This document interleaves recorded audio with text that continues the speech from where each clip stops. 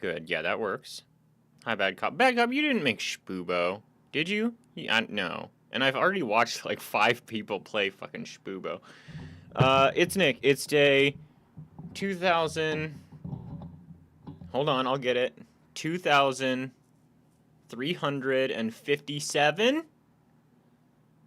I think. And I'm not exactly sure what we're doing today, but we have a lot of stuff on the list that would be worth doing, so we're just going to get to what we get to. We can definitely play Shpubo. We made Club Shpubo. Is Shpubo like a reference? It seems like there are multiple Shpubo things. Is Shpubo a donkey thing that I'm just not aware of? Anyway, so today, let's see. Let me get my monitors to make sure you can hear myself. Oh, do I sound okay? Yeah, I sound okay. My boom arm is about to like completely break at its like hinge. Oh, is it? Oh, okay. It's like fucking busted. It's ripped like you bend a paperclip over and over and over again until it snaps. A multiplayer Shpubo. I mean, if y'all want to play multiplayer Shpubo, I don't object to that idea. Club Shpubo. What was this? Was this for big mode? What was this for? Just something you made for the hell of it? I know this isn't what you submitted. Memes. All right. Yeah, so let's talk a little bit about, well, first, I want to show you this. Let's see. You want to see what, you want me to break the illusion and see horrible reality? There you go. And then I set up this so that we can go, all right, computer, it's video games time. Suit up. Which I think is fun. But it's a transition, so it doesn't work on other scenes. So I have to figure out how to get that to work right. I also, if you'd been looking in the Discord or whatever, you'll know that I learned about OBS shader filter, and I don't know a goddamn thing about that yet. So I kind of want to go through some of that stuff and see what it actually can do. And then I also found, and I have no idea if this even works because I found it when I was on another computer. I couldn't test it on my machine. But I found somebody, I was trying to like, okay, OBS shader filter is cool and it has lots of shaders, but like, is there a way for me to add more shaders? Where might I find a library of like existing custom non-default OBS shader filter shaders? And I couldn't really find anything. But what I did find was somebody talking about how they figured out how to add as a browser source shaders from ShaderToy, and there's like 8,000 something different shaders on ShaderToy, and I don't know if that would work at all or to what extent it would work. I think maybe you can only use them as like scenes. Or as like images. You can't like incorporate them into individual assets. It's just its own source, a browser source. But it still seemed neat, and if I could get it to work how I want it to work, then that could be cool too. But what I would really like out of shader filter at the moment is either a reactive background, so I could go like, where are you? Boo, and it would like go out. I think that could be cool. Or if I can get that Luma wipe as like a shader that I can use a hotkey and or streamer bot to turn on and off with like. I guess it would be. Can you make a? I'm sure you can. Stack like an advanced mask with a shader or a chroma key with a shader, where like it would use them in tandem. I don't know. Well, maybe we'll try and figure that out. But I guess first we're playing fucking Shpubo. Let's go to the big screen. Yeah. And I need Shpubo. I need Shpubo. Wait.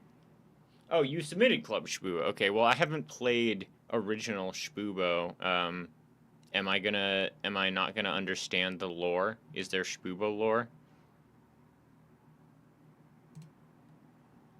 We could maybe go try and find actual Shpubo.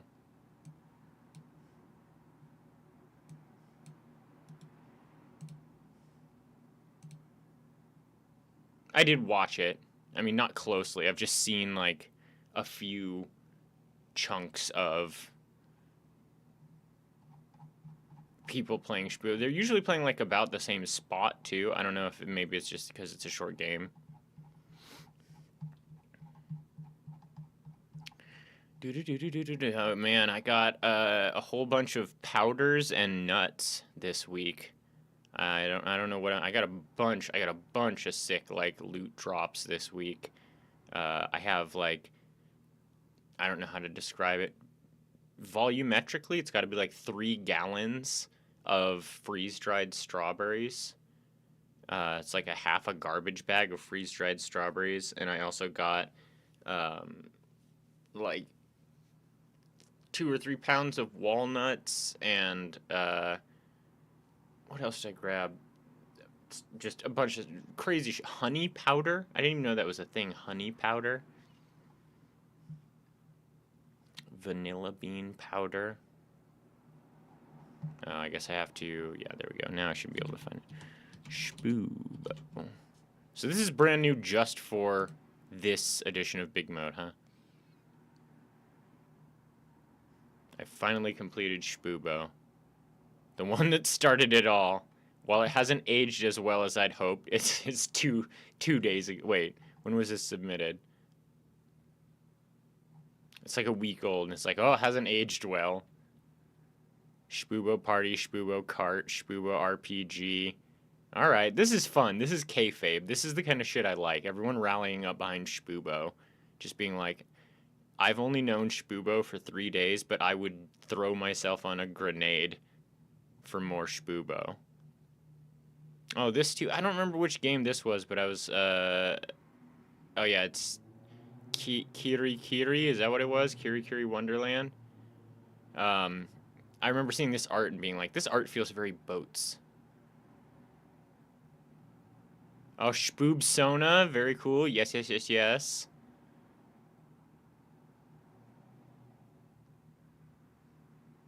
Yeah, everyone loves Shpubo. What the fuck?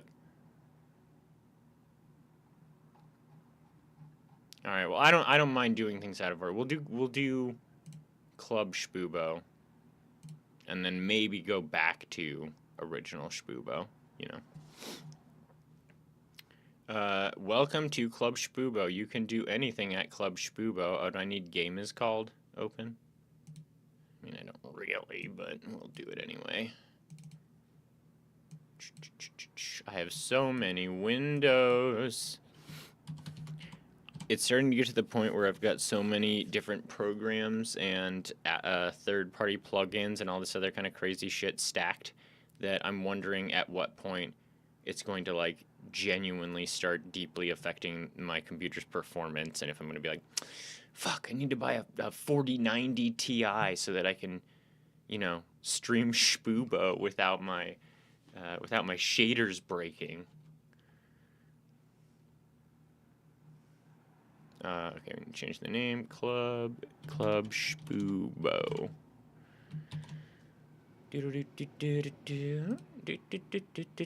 Welcome to Club Shpubo. You can do anything at Club Shpubo, a fan game of the masterpiece Shpubo, inspired by Club Penguin.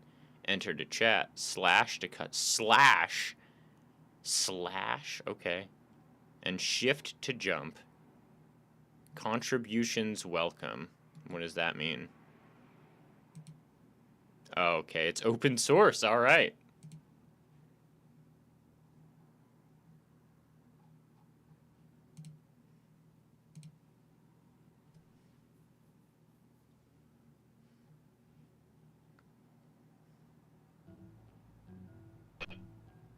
Oh my god, there's 4 people online? What the fuck? This is multiplayer?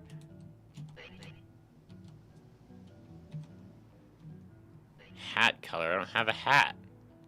Hat type. Next. No. Meh.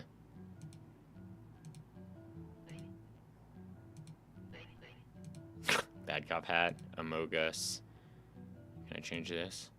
'Cause in this town the circus is over. Alright, you're gonna have to keep the hat on or I won't be able to keep track. Ooh, I like that hat. Yeah, I want the Dick Tracy hat.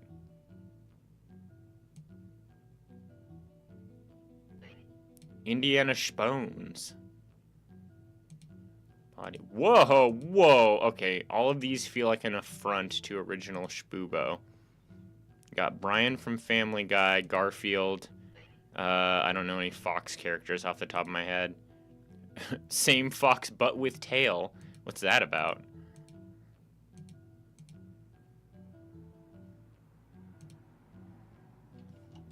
Slash.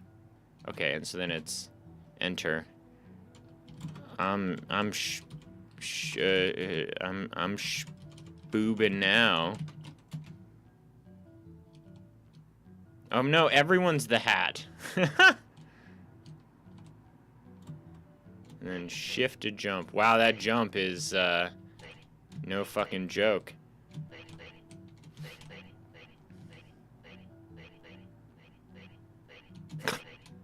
Don't forget to spike and subscribe.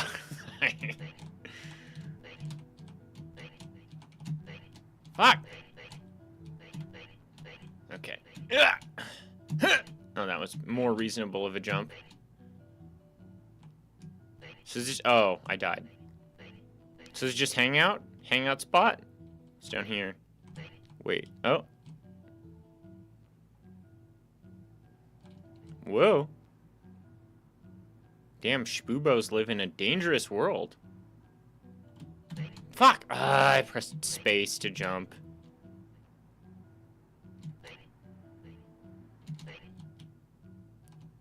What? Is this the only stream it'll show? That's pretty cool. Embedded stream in the game. That's pretty fucking sick, honestly. I don't have the first clue how you would even do this. So is everyone? Are you trying to get everyone to rally up and come hang out in secret room Club Shpubo while they watch the stream instead of like instead of just watching on Twitch? Also, does this can this handle like viewers? Does it know? Like, how would this interact with? Oh, it's not just a stream. Spree created. It's not just a stream, it's actually a physical object that has collision for some reason. How'd you get up there? I know there's a way to get up there. I saw somebody doing some crazy, like, speedrunner wall tech. Yeah, but I mean, it's kind of in the background, right?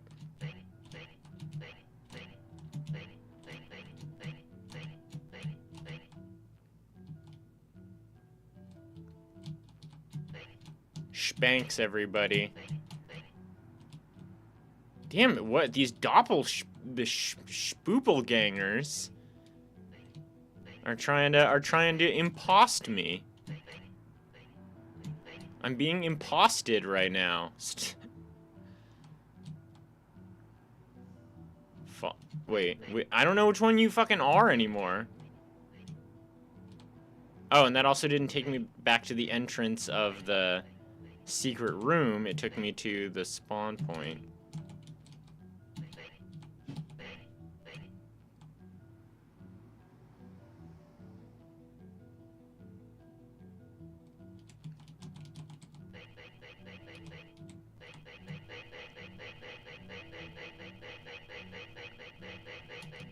Wait, what? Go to spawn. Okay. Wait, was that you that just died? Are you in the cop hat again? Yeah. Oh my goodness, I am so confused.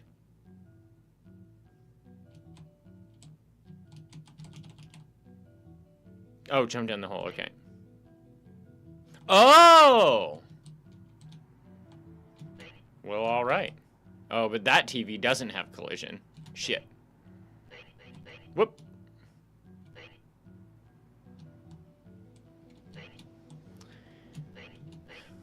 All right, well. Spoobed. Best part about this spot is you're too high to send chats. Oh yeah, because you just speak into the ceiling.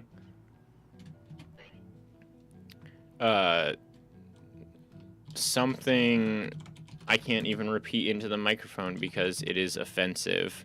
Do you have chat logs? Can you, as an admin, see what I just said? Fantastic. Clearly no word ban list either, huh? Unless it asterisked things out and I can't see.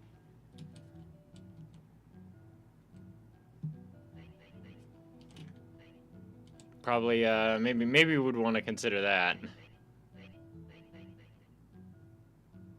Oh, does it? Once upon how much text can I add? Once upon a time, there was a dog with fibromyalgia, but he was a good dog that still liked to be around the house and eat food with his friends, and also he was practicing to set the world record as the tallest dog in his city in the world. Oh, I'm gonna be disappointed. Okay. Once upon a time, there was a dog with fibromyalgia. Maybe you should consider locking that so that people don't. I mean, I guess it doesn't matter.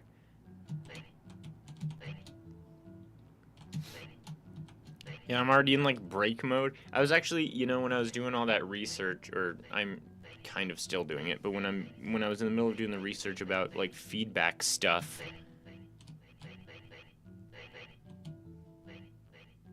there was this one person who tried to categorize this bit.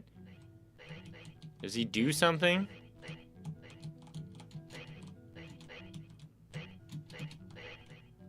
Wasn't there like a dream sequence? Did you not add the dream sequence part? Yeah, he's like booty bumping. I don't know why you would keep a dog in a terrarium. Seems incredibly cruel.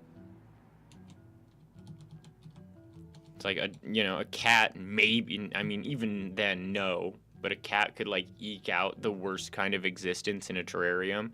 But a dog, I feel like a dog would be like a fucking orca or something, where it would just get like fucking weird. It would like want to die. Whoa, space cat. Okay. Sure, we go in the bedroom and suddenly everyone becomes space cat. I don't like where this is going.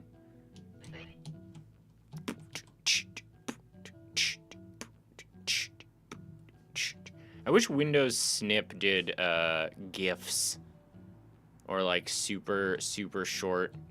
I wish I had a Windows Snip that was for GIFs. I have Gyazo that will do that, but it's not very good, and I think it adds like a watermark at the end of the video or something, and it also uploads it to like the internet, and then you have to like go to the internet and download it back onto your computer. I would love a GIF screen grab tool. All right. Are we out of secrets?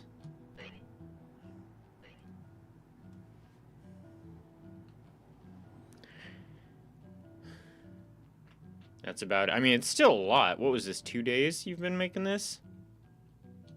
And like, honestly, it's that kind of stuff where I'm just, like the world clock.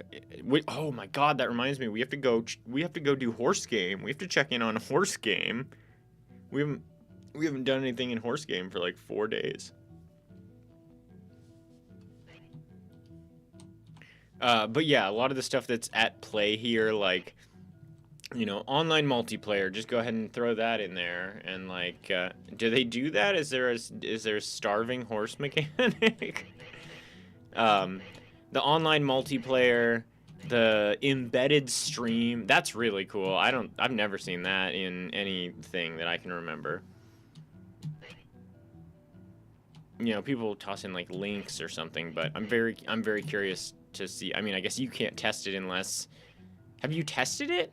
Like, on your own stream or with someone else that was active? Like, that it works correctly? Ah, Koovie Boy, yeah. Does it have sound too?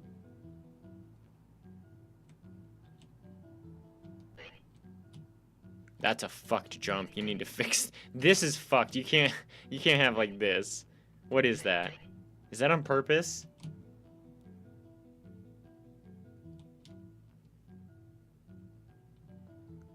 These ground and dirt textures feel very Super Mario World. Oh, it's on purpose to match the original game. Oh yeah, I guess we have to play original. See? I'm not like getting it. Gotta be Shpubo lore accurate. Seriously. And we haven't even played Shpubo. We need to go play Shpubo. That settles it. It's long past time. You can't quite jump 2 tiles. Nice. Nice. Great screenshot.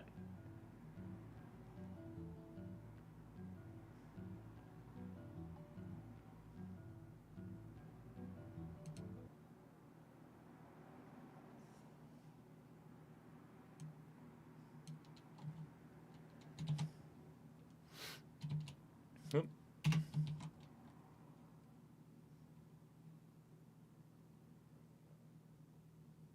You can't quite jump 2 tiles, but you can. I don't know what you mean by that.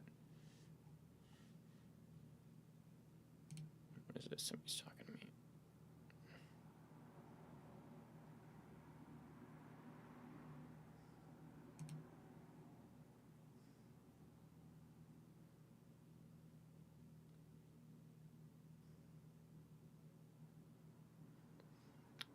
Oh, Rinks is talking to me about, like, kind of a ripple effect thing, which we already do have one sort of ripple effect. I've got the recursion filter, and that sort of looks like what she's describing.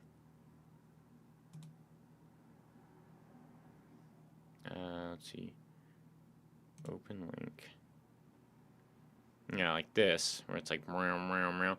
And the recursion doesn't exactly do that. I thought if I set the scale X and scale Y, the recursion would get like bigger, bigger, bigger. Because the alpha, it affects, it's like with every recursion, bring the alpha up by 0.1. So you only have 10 images, because by the time it hits the 11th image, you're at 100% alpha. And I thought the expand would do that too, and it doesn't seem like it really does. And that's not what I want. I don't want just recursion. I want an actual, like, reactive environment. It would specifically be for this screen. So this, I think I'm going to replace the background. I'd love to figure out how instead of doing a color source, I do a hue shift filter. And I can, like, change the value of that filter so that I can just add the filter to images and they will change color. I think if I have the filters, you can do easing, because right now it just does like this.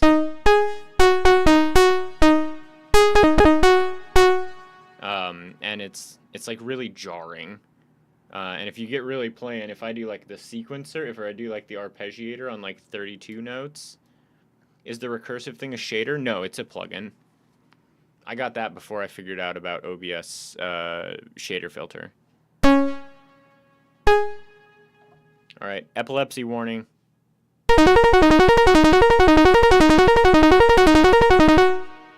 Fun, right? But if I could get some easing going, and especially if I could have this be like an image or like a color field with like some additional details, and like as I move around, it's not recursion, but it's like a more advanced like ripply water shader droplet that gets informed by the source in the front. I think that could look really fucking cool. But I guess that's part of like what I wanted. One of the things I want to do tonight is try and just go through. I found a YouTube video. I'll have to re-find it or something like it, where it just goes over all the actual default shaders in Shader Filter and tells you like what they do. Because I don't know. I literally installed it this morning and was like, this is crazy. There is so much here. Stop the arpeggiator.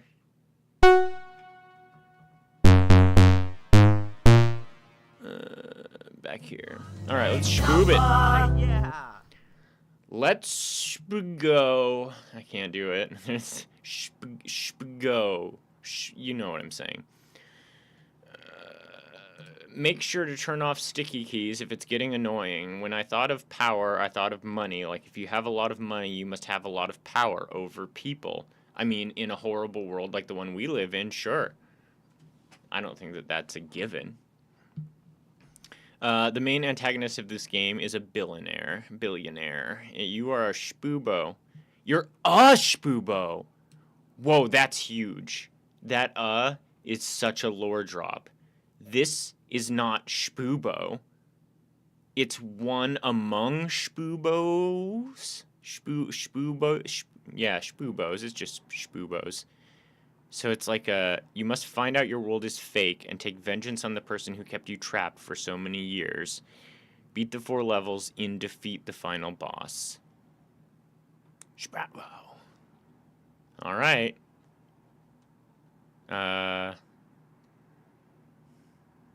This is such a great reaction to being invited for an interview. This is me. They're like, hi, I interview people who make games, and I'd love to interview your game. Or I'd love to interview you while I play your game because it seems really cool. And it's like, all right, but do I have to do something? How long is this gonna take? Don't get me wrong, I'm excited, but at the same time, I'm gonna need you to like let me know how much effort I'm expected to put into this. Do I have to do it right now or like?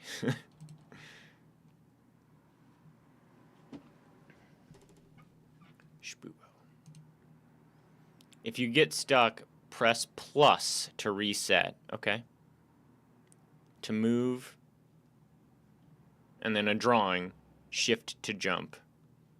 To move, I assume this means the arrow keys, but it's like almost intentionally vague.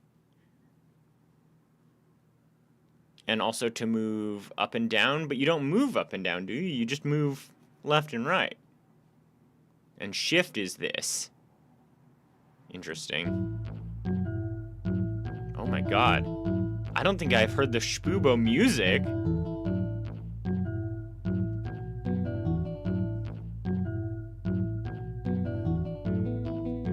Is that loud for all of you? Is it feeding back into the microphone? Okay, so that did mean the array keys. Shift to jump. Those are all my controls? Alright. Spoobo. Chicken. Oh, fuck that chicken nugget. Oh my god.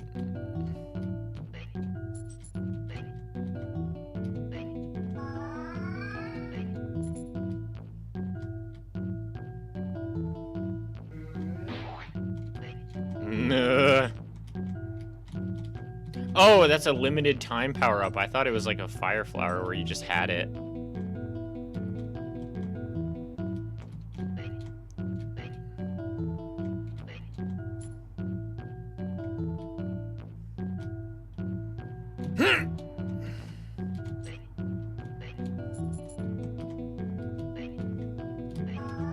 Oh, no overheal? Alright.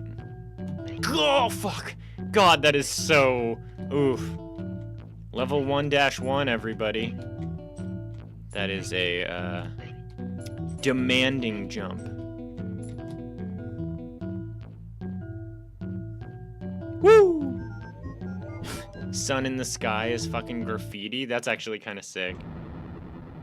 Ah, nice. Now, wait, when you made Club Shpubo, did they, like, release all the art assets? Is this one also posted their source code?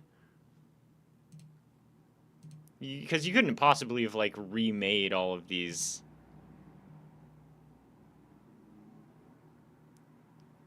I don't really know what that means. You just, like, data mined it? And then what is... Something about the bed? You can, like, go to bed? There's a way to do a mini game here somewhere. I know there is. I've seen it.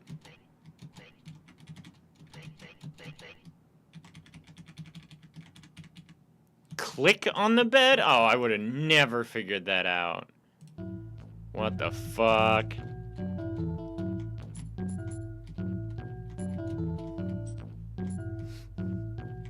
You need to blow into the DS microphone.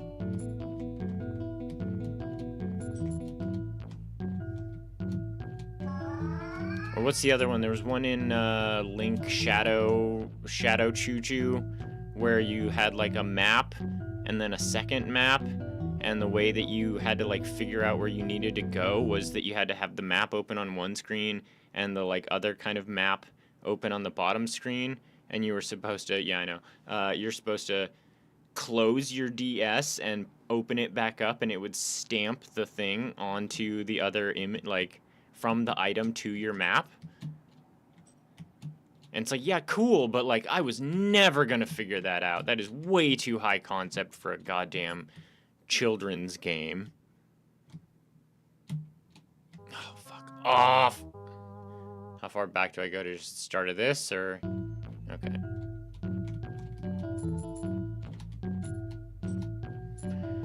I spucked up. Oh, fuck, you don't have iframes in this.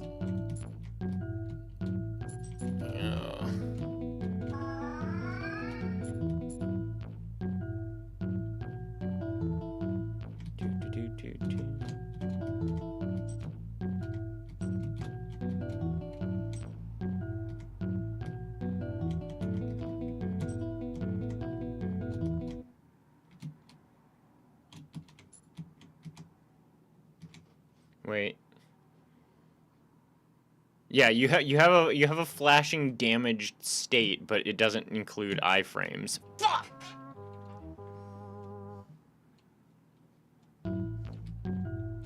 You think so? I think that adding I mean when it has a damaged state, if you just copy paste the player state to the damaged state and the only thing you change is the flickering, it's not like you made a conscious choice to like have it take damage. You would need to add like a special, I don't know what it's called, a provision in the damage state, in the state machine or whatever, to make you also not take damage or not collide or whatever, right? Oh my fuck! Okay, it's fine. I'm a grown man playing like a child's game. I don't.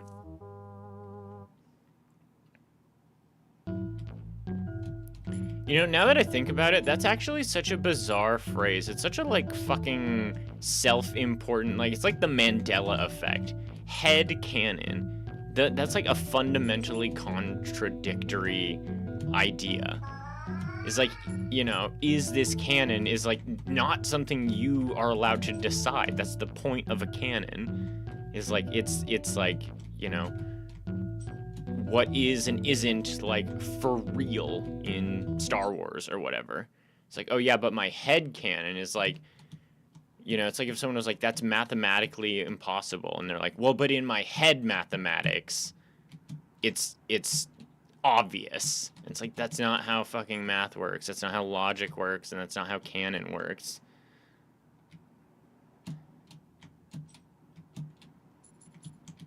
Yeah, that makes me wish that I could fucking get my hands on a head cannon, if you know what I mean.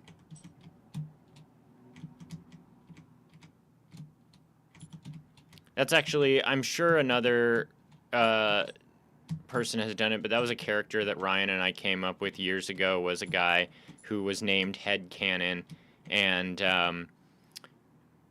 he was a legacy super. He was like the grandson of the original Head Cannon. And the original headcanon was a man who was just like a superhero Iron Man style, who like had a big cannon strapped to his head like a helmet. And then his tragic story is that he fires it and immediately snaps his neck and dies. And so his grandson, the new headcanon, would be a guy that instead uses some kind of like ray gun that doesn't have recoil, so as not to have that problem.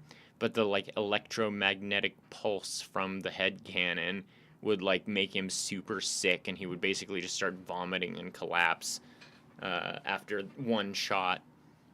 Which I realize is, which I saw later when I actually watched some of it, is that electricity guy from My Hero Academia. He does the same thing, right? He like has electricity powers, but then when he uses them, it like frazzles his brain and he like passes out or whatever. Level 2. Level 2. How do I go? Okay. Oh my god. No. Damn, dude, he is moving.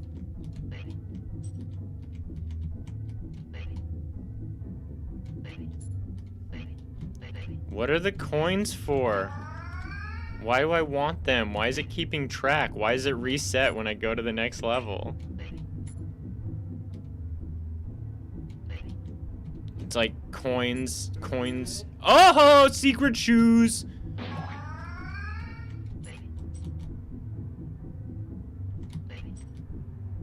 Oh my god, these guys are fucked up, dude.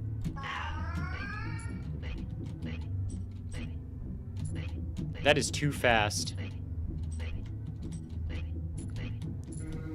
Oh my god. Okay,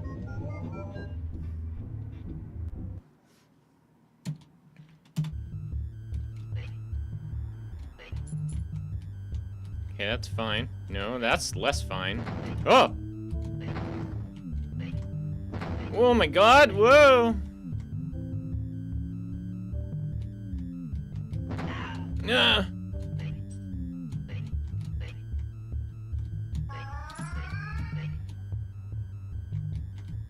Oh, Dark Nugget. Ah!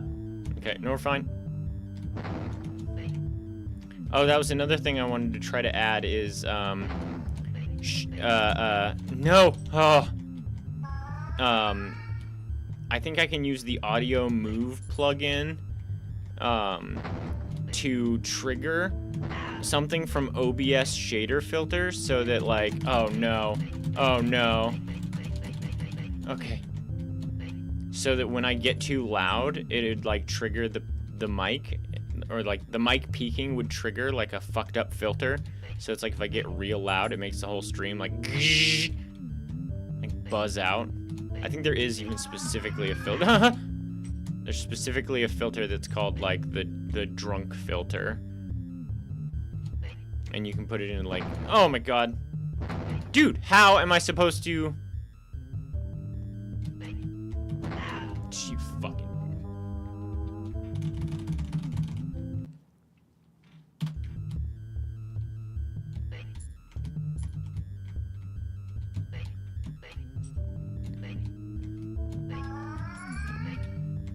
These little pipe you can't jump over it bits are fucking bullshit.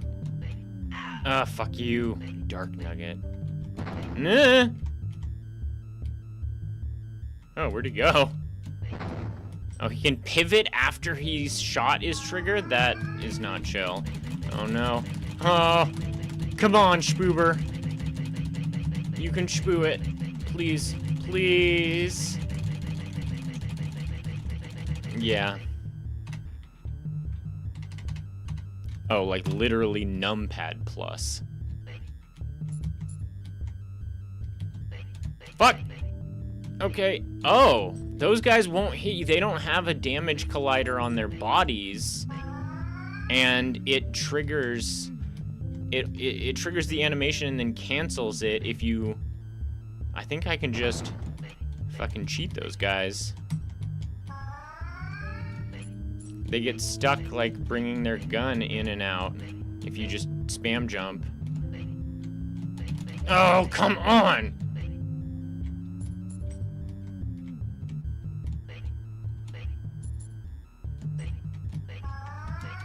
fuck. Ah. Oh, didn't think I was gonna make that. All right, we're spoobing it. I was afraid I was gonna. Oh no, is it even possible? Can I even spoo this? Hey, shut up. Oh, that's faster than dying and.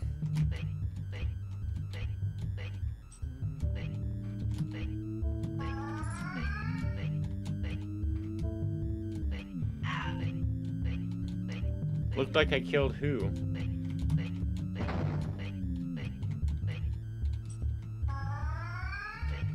The third Dark Nugget? I didn't even get close. No, I didn't have the shoes.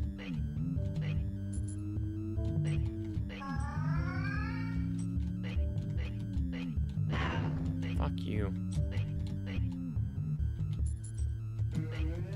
Okay, I just need to spoob myself with confidence and embrace my personal spile. Ugh, I hate that set of letters.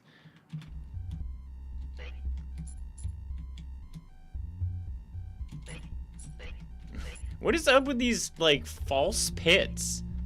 That's a really weird choice. It's like one false pit? Okay, cute. Very Kaizo Mario. But, like, 2 levels where every pit is a false pit?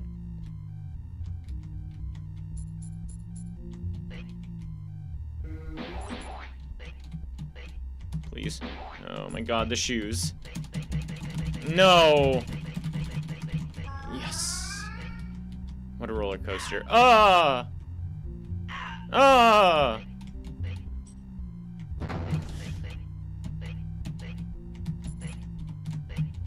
Oh, some more spoos. No, I need that. Oh, it's a full heal. And then I immediately lost it. That's the end, right? Yes. Yeah, one pit is an actual pit, and it'd be like, it's your fault, dude. You jumped in the pit. Why am I at 1 heart?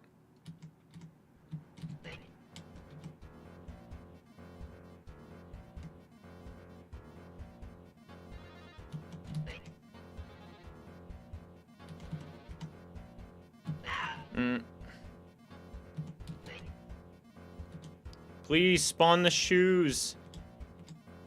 Oh my god. Oh my god. This track?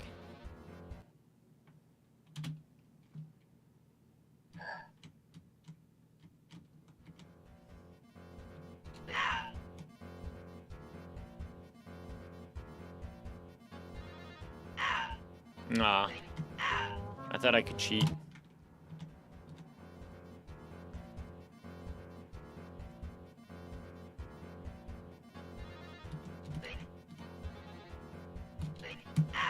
God damn it.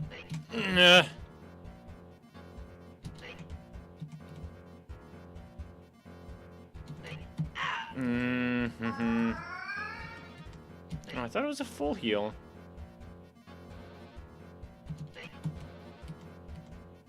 Give me the shoes, you sons of bitches.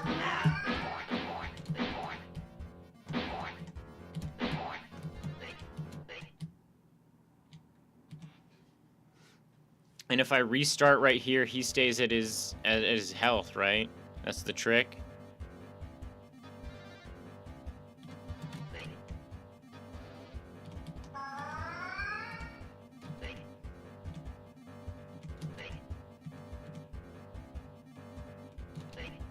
Ah.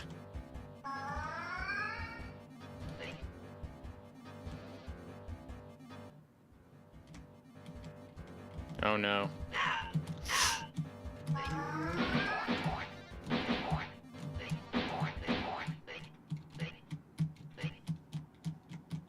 Yeah, take that, you stupid CEO.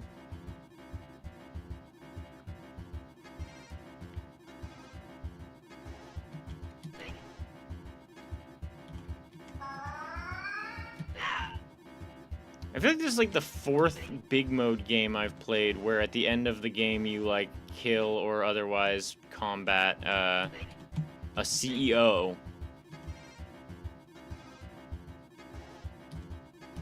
Oh my god, dude.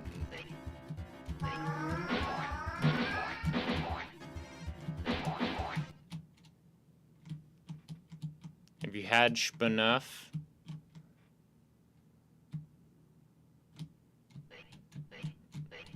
Oh shit, Shpubo 2, Shpubo in space. Ship is leaving station. Detonate? Yes. I mean, that's not really a detonation, but okay.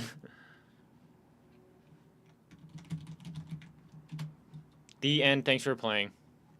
The end, thanks for playing. Alright. Capitalism versus Shpubo. Catch Shpubo. How am I supposed to do that?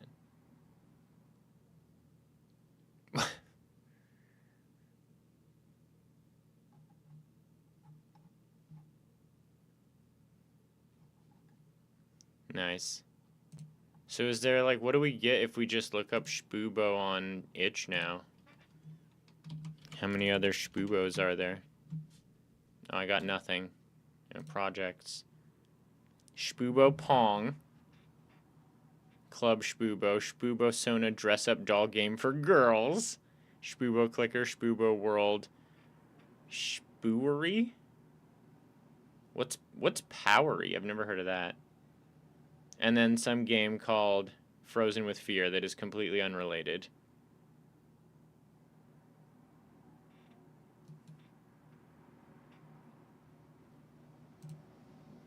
And this is from the original dev. Alright, alright. Goblin Holes. Great name. Great name for a game. Oh! Look, it's the guy from the dream sequence. The dream sequence character was like a reference. They have some kind of like creative game spanning, IP spanning head lore thing. Doesn't Adagon do that? That's just like a big deal of a thing to do these days, right? There's a guy on YouTube that I was watching for a while who makes lots of little miniatures. He made some things called like Tonks, and he does some other cool like model work. And he's talked about how he has this like head world, this like imaginary world where all of his like little creations exist, and there's like lore and all of that, which almost seems like it's like the expectation at this. I feel like I've heard more about that, those like MCU style. I mean, I guess if you don't have that, you wouldn't really be talking about how you don't have it, but I don't know. It makes me want to. It makes me want to do a like aggressively in the opposite direction kind of thing, where it's like, oh, do all the cool game, fun game games take place in the same universe? Is this canon to like the history? It's like, no, it's like Space Dandy. It's like specifically nothing here matters. Nothing here I'm telling you is true or solid or sensible. It doesn't have to be. It's fiction. Stop it. Stop trying to make Zelda timeline make sense. Like, it's not the point of the story.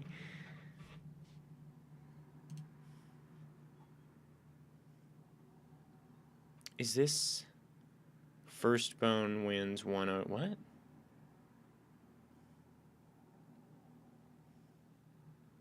Oh, because they're just... Alright. I'm not going to get 102, but... I bet you I'll get, like, maybe 20 points. Shpubo.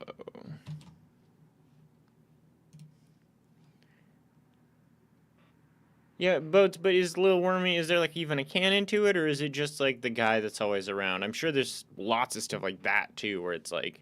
And I always try to sneak in one, you know, raspberry plant or whatever. That's my thing. Bot. WNS.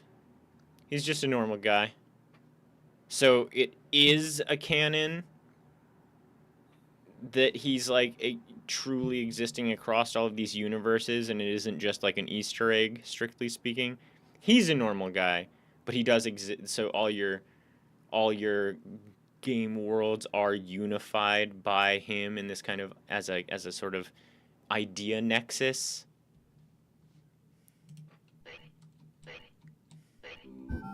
Hell yeah. Oh my god. What? Excuse me?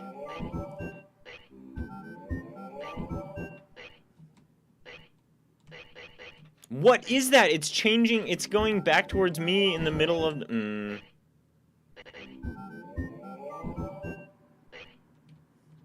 Versus bot, they... Uh-oh. Oh, gosh. Oh, there it goes. Versus bot, they say, and the bot's AI is literally just, like, move up to the top, and then when the timer clicks, start going down to the bottom. When the timer clicks, start going back up to the top again.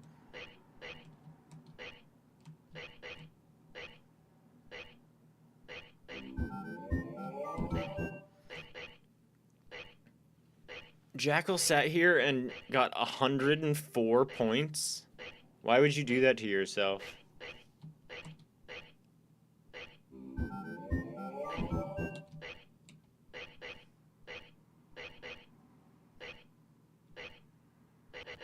I don't even feel like I need to get to 10. Nothing's gonna change.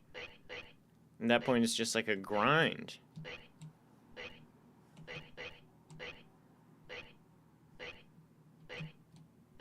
Oh my god. Okay, I was gonna say, if it decides to go towards me when it finally, like, disrupts...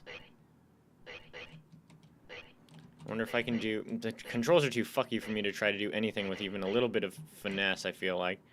It does look like if you can get it with the corner, that it, like, changes the trajectory.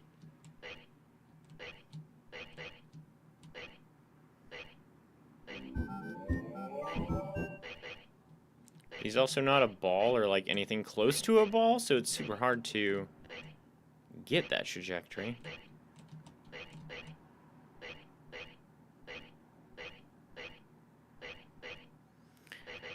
Oh, spoobers, can you just go in? Oh, no, that was the opposite of what I wanted.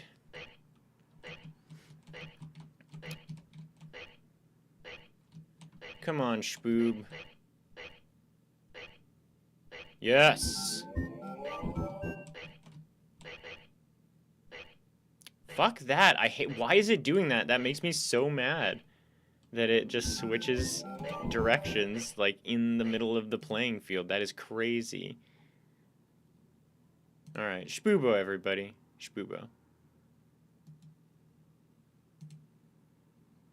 This has really nice art.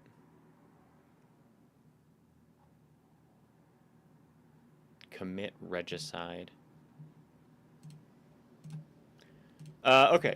I think we've shpoobed about as much as we need to shpoob for the evening. Although, thank you. I'm glad that I get to be part of the shpoob the spawnversation.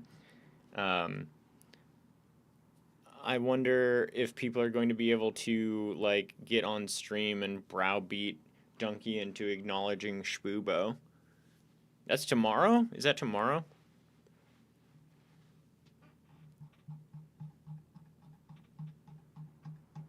I think I saw a post about it, but I don't remember what it said about, like, what time or anything. Blobbus, blobbus. This does look interesting. I'm curious. Physics-based flicking fun. That sounds like my kind of thing. I love games like that.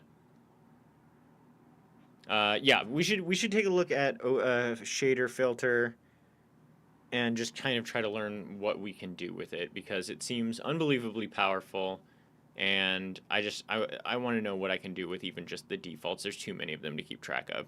So I'm gonna run ads, get up, smoke, blah blah blah, and then when I come back, here, well, actually, I'll just find it first. Going through every shader in OBS filter shader. This is the video I saw. Huge thank you to my 8 members on YouTube. Thank you. 8 members? What is a member? My 8 members on YouTube? What is that? I've never heard of that. Okay, commercial, and I'll be back in a few minutes.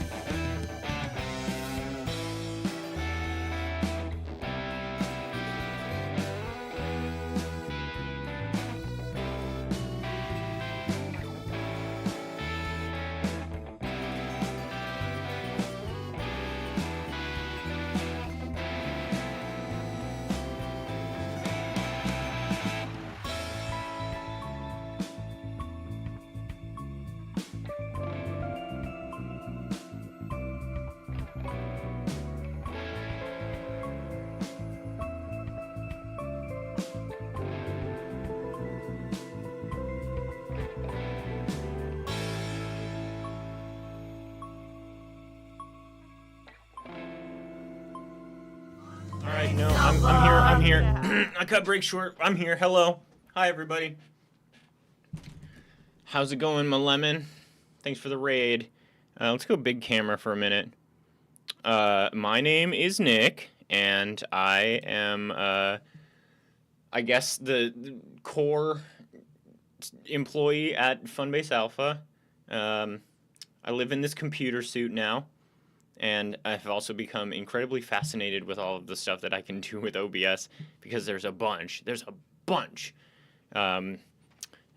Advanced masks were just the start, and so we are really going through a bunch of that. I also just today installed Shader Filter, so we are about to go watch a video about all the different things that Shader Filter can do because it seems incredibly powerful. And has all kinds of crazy effects, but I have barely touched it. I don't even remember what did I use it? Why did I grab it in the first place? Thanks, Evil. If you're just joining us, you haven't been here before, let's go main screen. We do a lot of different stuff. We do mostly game jams. So starting in March, should be like the 16th or so. It will be Ryan and I here on the weekends, 1 p.m. to 4 p.m. Pacific time, and we play a different game jam every week. That one in particular will be Nokia Jam, but game jams is like the major part of what we do. It's the core part of what we do, I guess. And so we've recently been playing through Big Mode Jam, Boss Rush Jam, Pirate Software Jam. This weekend, I think it maybe even just, we should go do that. We should go join Not a Game Jam. Not a Game Jam starts like tomorrow. And last year I did Not a Game Jam, and it was great. I love making things with game dev tools that are not games. Yeah, we didn't participate in all the jams. We did do a bunch of jams last year. We did like 6 or 7 jams last year, but we didn't do any of the Big Mode, Boss Rush, Pirate Software stuff. But we've been rolling through the Jamosphere for almost 10 years now, and so a lot of the people we know, a lot of the connections we have are with people who do a lot of game jams, or will come through the Discord and submit a project. We have a whole work orders system in the Discord where if you have done a game jam and hey, Electric Glacier, welcome aboard. Congratulations on being cool enough and smart enough to supervise at Funbase Alpha. We have a whole system in the Discord work order system that we try to get to at least once a month, usually more often, especially now that I'm streaming like literally every day, where we go through and play games that people have made. I just really love that kind of like prototype creative work. I like trying to, get people video. Hey, Evil, welcome aboard, and congratulations on being cool enough and smart enough to supervise at Funbase Alpha. I really do focus on trying to like give people good data, give good feedback, work towards helping them understand how to get better feedback. And it's just this iterative, like, brainstorming sort of process is, a great thing for me as someone who's really not very good at most of the stuff associated with game dev. Like, I can do a lot of things poorly, and I'm just so consistently impressed by the stuff that people make that, like, I don't know. I just want to soak it all up.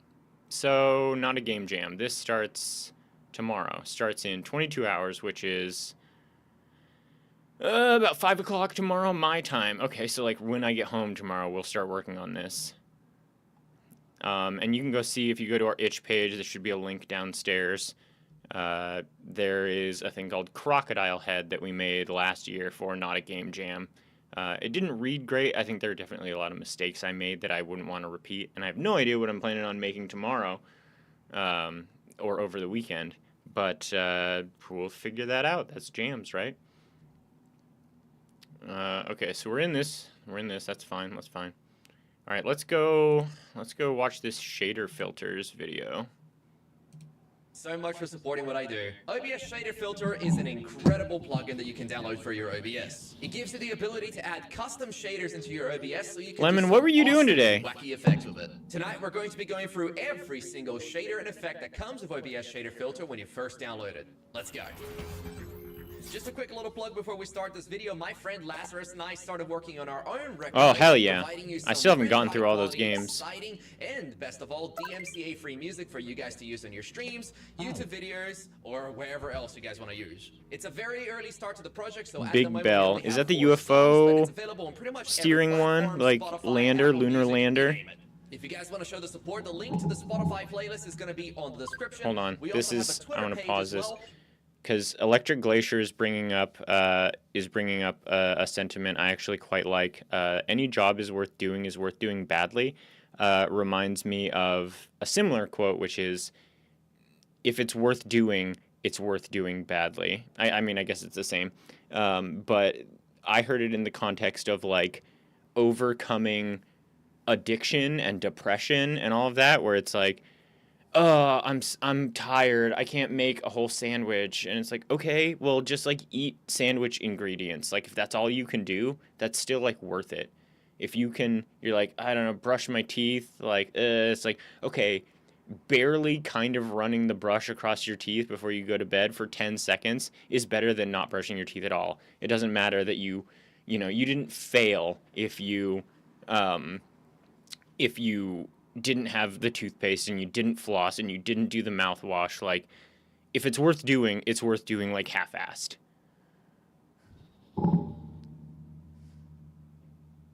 Yeah, I don't know where it was like a Reddit post or something.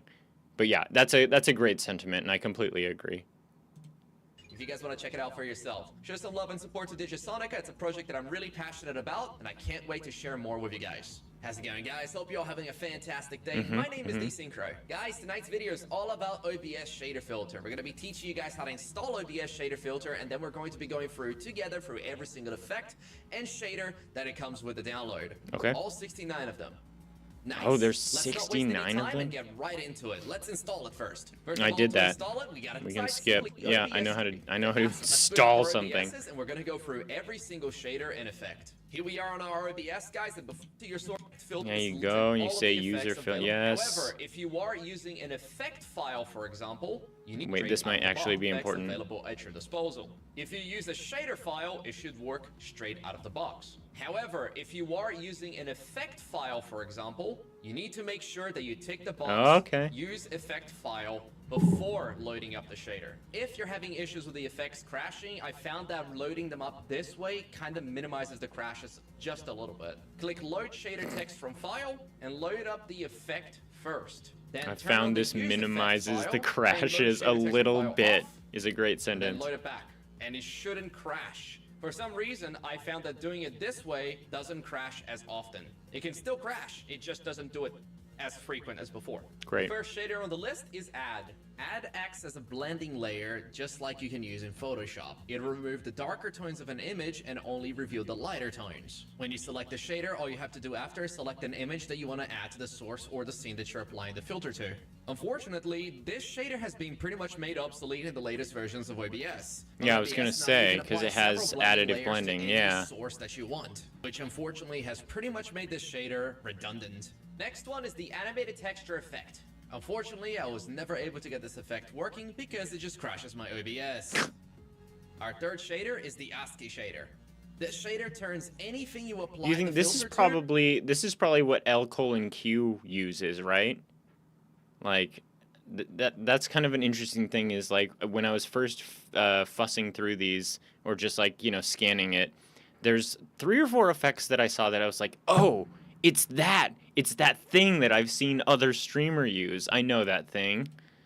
into ASCII art. It's incredibly customizable and it can change things like the color, make it It's just monochrome, dots here. and I think even change the scale and L:/Q's the is size like of an the fonts that actual make up your text. visuals. Number 4 is aspect ratio, which unfortunately ended up being a plugin that just didn't want to work for me. For Okay. me, there were no options being displayed, and I have no idea what it's meant to do. Number 5 is the background removal effect. The instructions for this one is for you to take a screenshot of your room without you in it, and then add it as a target image. I'll be honest, it didn't necessarily work as intended for me. However, I can see exactly what it was trying to achieve. Next, we got Okay, blend I mean, opacity. if it worked. This one allows you to add a gradient that lowers the opacity of a certain part of your screen. I actually It's wouldn't super mind that at customizable. all, You can having change the a, rotation, the hey, offset, you Enigmatic, can I change wouldn't how mind at all harsh it is having and how a, soft like, it is. You can whatever it's even called, make like it AI blue. green And screen if you happen to that have people another use. source behind the source that you applied the filter to, it will be revealed behind it. Next, we have blink. Blink It just is blinks, self-explanatory. like, It makes it so breathes, your source yeah. blinks and has a customizable speed. You can make it so it goes fast, or you can make it so it goes slow. It'll also reveal whatever is behind the source. I don't know Next what one we available use to us that is the for. bloom shader. If the name of the source wasn't obvious enough, it gives you the ability to add bloom to your shaders, and you can make it as soft and as harsh as you want. Border shader. Flashbang? So Anybody? I tried a lot of things to get this shader working, and it just wouldn't work for me no matter what I did.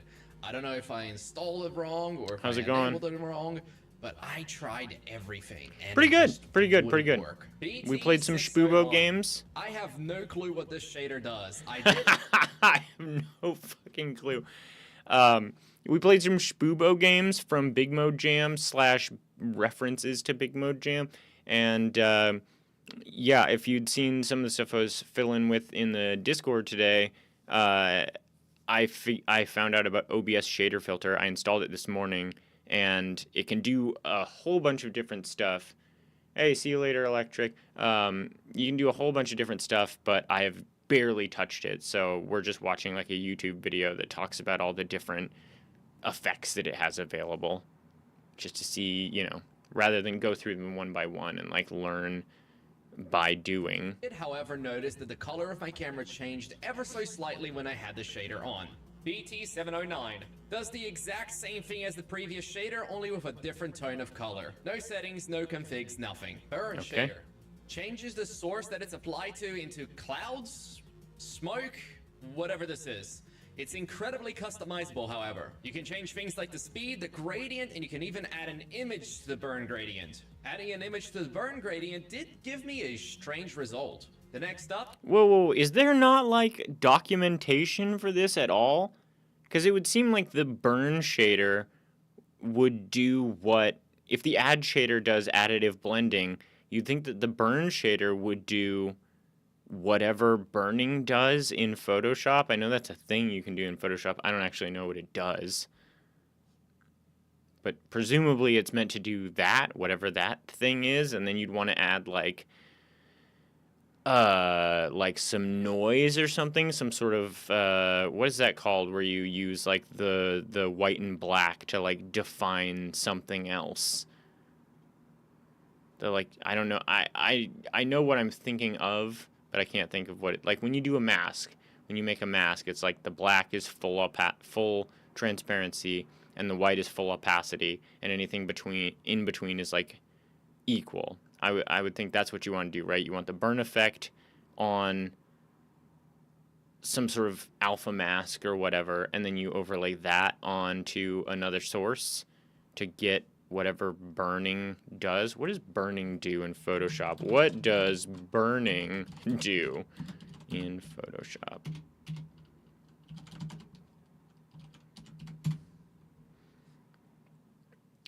Darkens the area. The more you paint over, the darker it becomes. Okay. Yeah, it's some kind of selectively darkening thing. is the cartoon effect. The cartoon effect is self-explanatory. It makes you look a little bit like a cartoon. You can change the amount of colors visible, and you can also change the level of detail. Cell-shaded shader. That could be fun. This is a filter that I legitimately enjoy. It adds a cell-shaded-like filter to your source that you apply it to. And the best part about it all is that you can literally configure to your heart's desires. You can literally make yourself look like Borderlands. It is so freaking cool. I don't know, man. absolutely It's also love the kind shader. of, Color grade filter. The color grade filter lets you load up LUTs or look up tables, and that allows you to customize it kind of LUTs accentuated to the your shit out of liking. his Darken bicep shader. acne. I genuinely have no clue what this plugin does or what it's meant to do. There Guess are that's not. no options. It's not a I've problem tried for it someone in a multiple computer sources, suit. I don't and have skin nothing blemishes. happened. I Divide suffer no rotate. such This human filter frailties. adds some weird geometry. What and the it fuck? kinda like masks out your image. Oh, that's you can sweet. Also add add an image as well and made some trippy effect with it. I don't really know how to explain or describe this effect. There's a lot of customization that you can do with it. You can probably cook something cool up with it if you experimented enough. Which one was that? Wait, which one was that?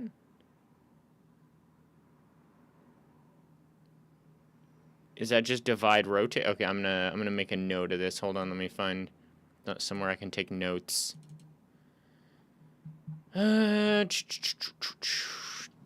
Divide rotate. I want to fuck with the settings in that one.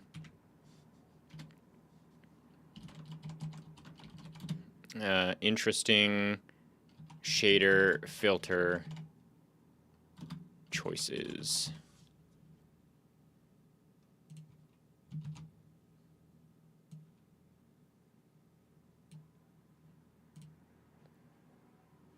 Oh shit.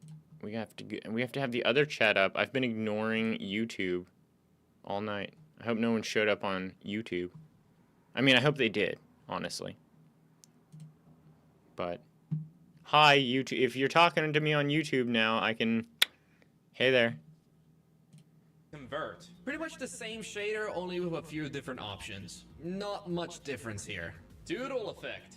Okay, so I don't know if this was the intended result of this effect, but this is what I got. The result that I got. For some reason, all it would do is distort my image and all it would jump do? all over the screen. You can change the speed in which it does that, but I don't really see the use of this. Okay, so wait. No. I don't see the use of this. It's very interesting. It's like he's taking these excruciatingly cursory glances where it's like, I don't know. And for this video, I did fucking zero effort to actually like figure it out. I didn't talk to Exceldro. I didn't like make some theories and explore them. I was just like, I don't know. It's weird. It's fucking weird. It doesn't do anything.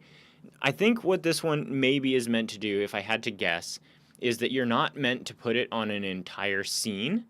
You're supposed to put it on like a source in a scene, and then it does like squiggle, because it's called doodle, which makes me think that it's supposed to be some sort of like squiggle-mation thing. This one we should play with. This one we should figure out what it actually is, because A, it's one of the most like jarring and obvious, like, whoa, this is doing something crazy filters that I've seen. What's it called? Doodle. And this guy doesn't seem to know, so I am curious what maybe it's meant to do. All over the screen. You can change the speed in which it does that, but I don't really see the use of this. Drop shadow. Self-explanatory, it's just a simple drop shadow. You can change the offset. Again, not meant to be done on an entire scene. You should do it on a source in a scene. However, but you can change the color, which is pretty cool. Drunk shader.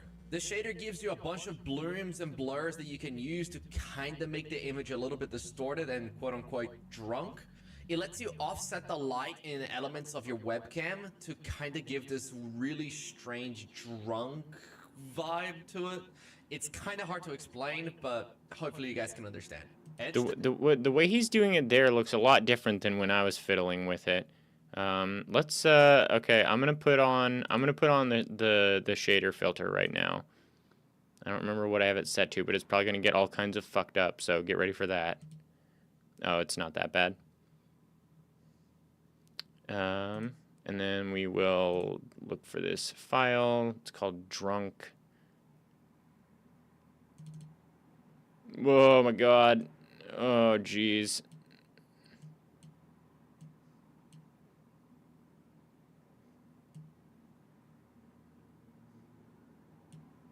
So what I'm thinking this one would be good for is if I toggle it, so like, we'll leave it off, right here, normal mode.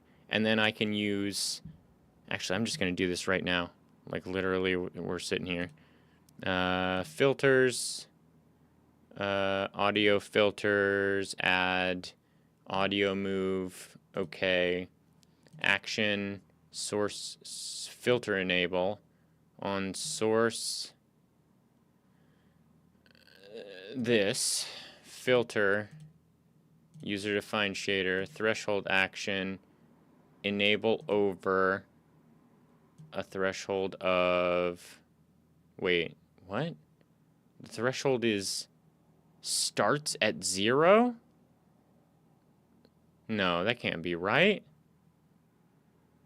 No, it doesn't. That's wrong, though. How do I enable over...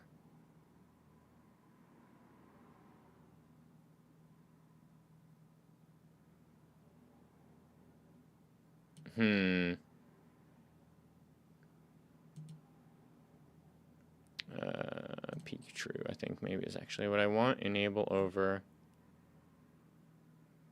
No. The threshold starts at 0, but audio is not... What the fuck?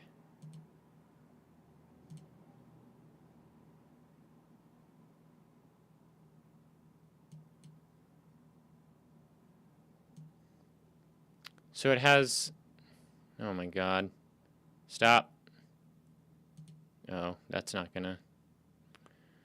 Enable over... What? I was thinking this would be easier.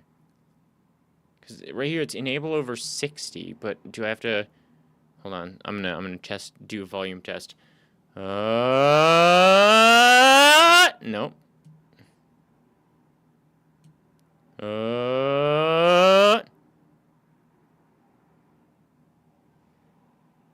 Action.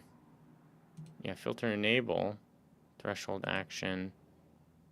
Enable over. Oh, okay, so then we add a second filter, second audio move that is exactly the same. Source.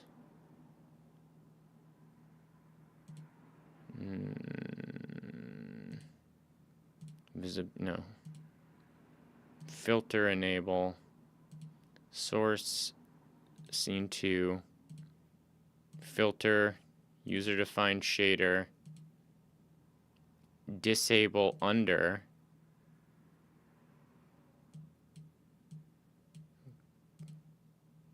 Okay, so we have enable over 15 and disable under 7.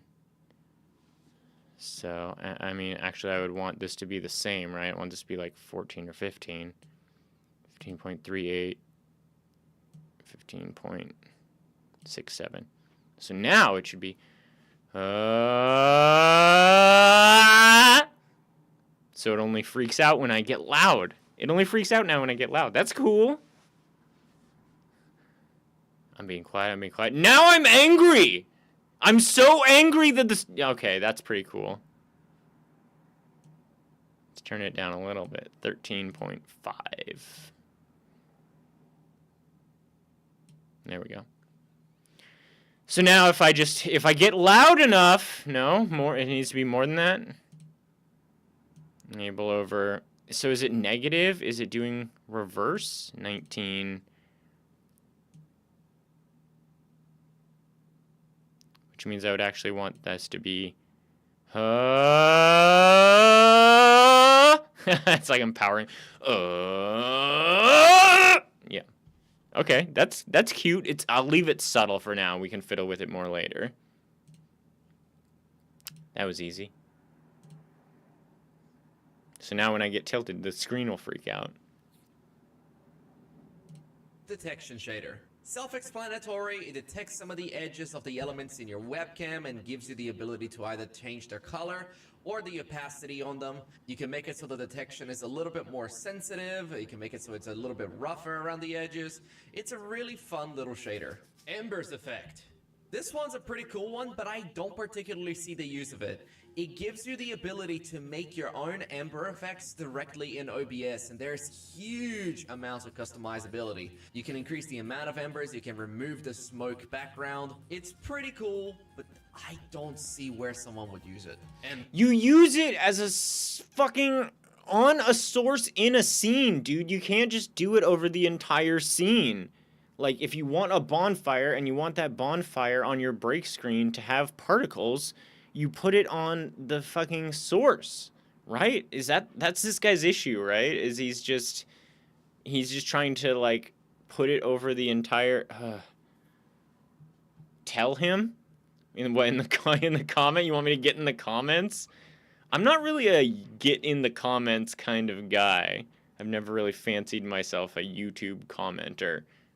Although I have gotten bored enough to occasionally post on threads in Reddit.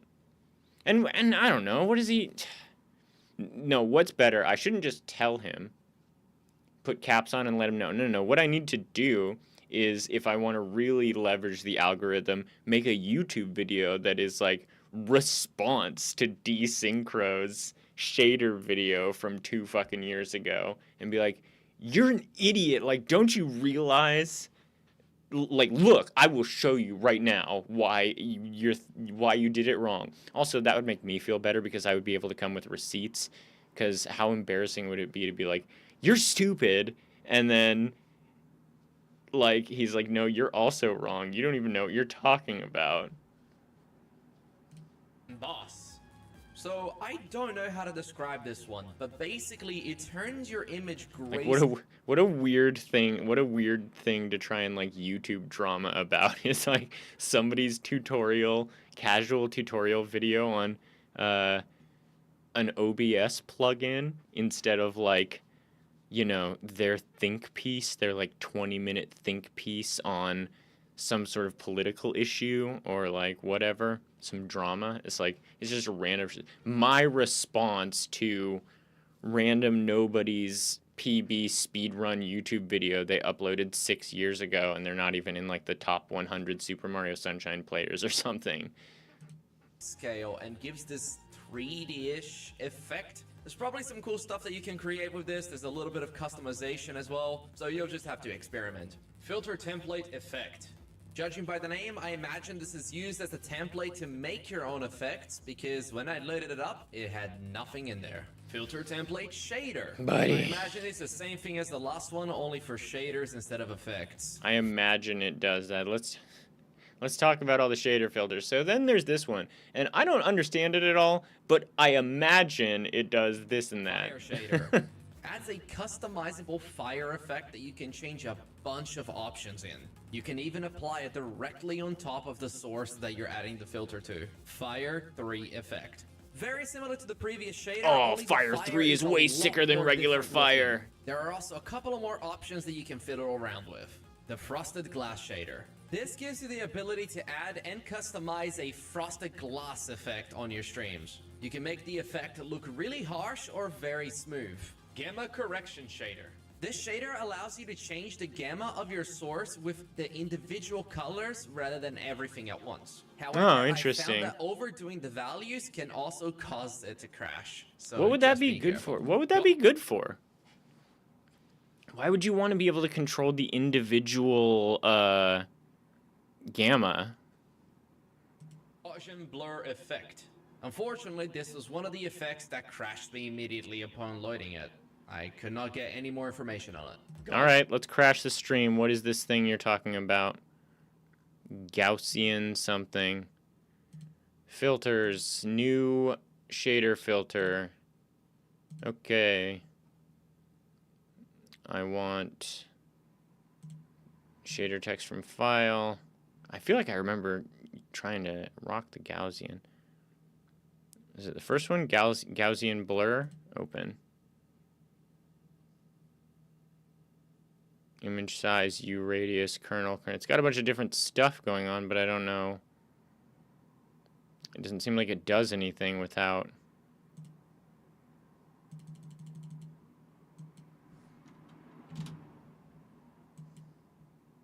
It's like maybe you need a additional.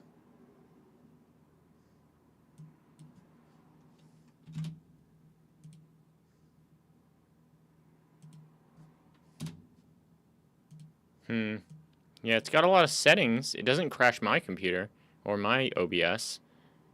And it's got a lot of settings, but I don't know what it's actually supposed to do.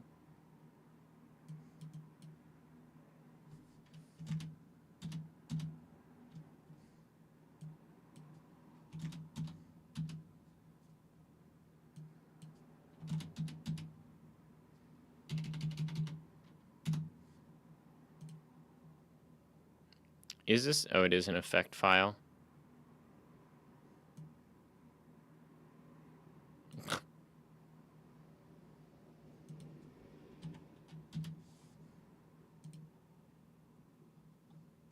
Yep, no idea what this does.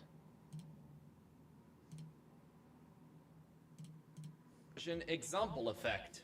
I could not for the life of me find out what this effect does. I did plenty You put of it on a source, not your whole experimentation, scene. messed That's with why the I settings, and nothing. Nothing. Wait, are you talking to me?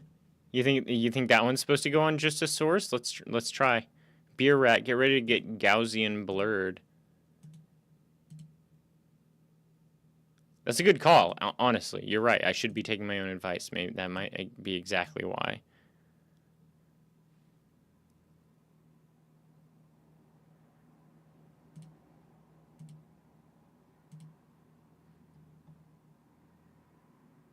It's like the other ones, it seems like obvious because it's like, he's like, I don't really know. It does these like, it's like, yeah, look what it does. What it's doing right now.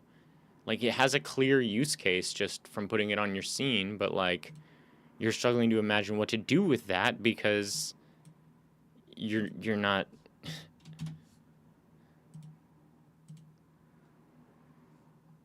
No idea. No idea.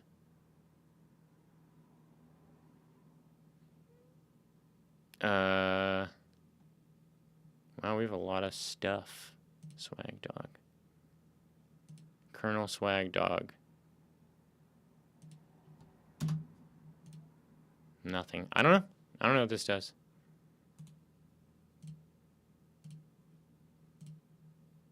Really changed, and yeah, I just could not get it working.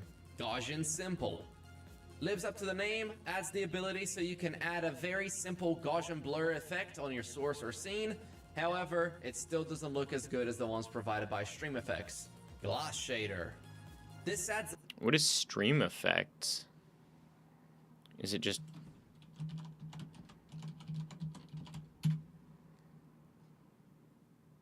non-free?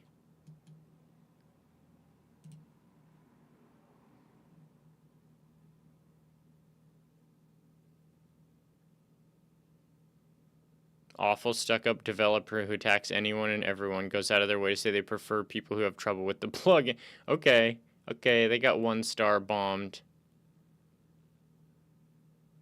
Wait, how old was this? 2 years old? Something's happened in the last 2 years because people hate this guy. Scummy tactics from the dev, can't trust him, use other things. Well, we don't need 3D transform. Yeah, I don't super need any of this stuff, so that's fine. Oh, virtual green screen I was talking about. I would kind of like one of those.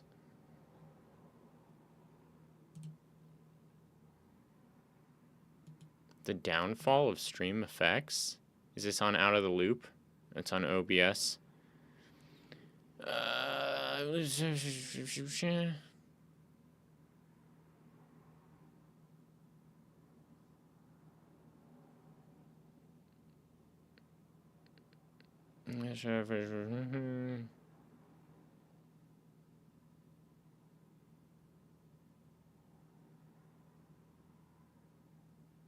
He's drowning in random people asking for help, often in really clueless or rude ways.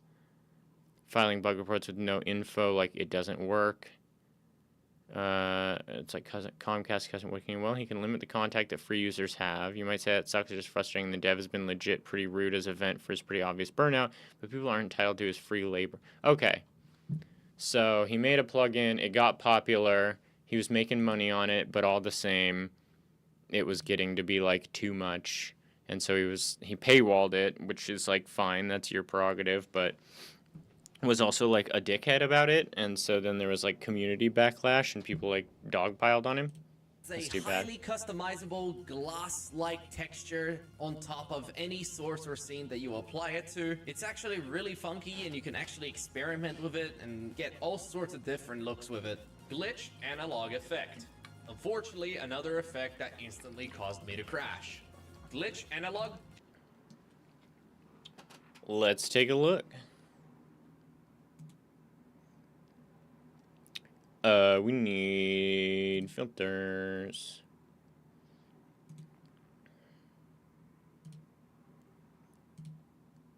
Use effect file.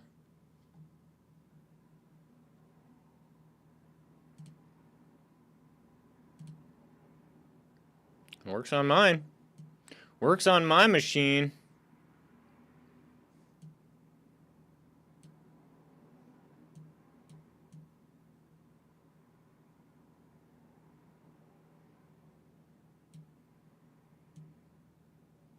Sort of. Oh, here we go. Huh. Wait, so it... Oh, boy. It seems like it's supposed to... There it is.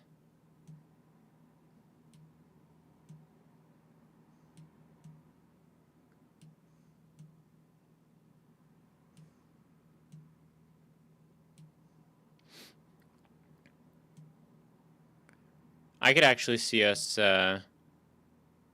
moving from drunk filter to this filter. This is kind of a cool filter. I like these glitch effects.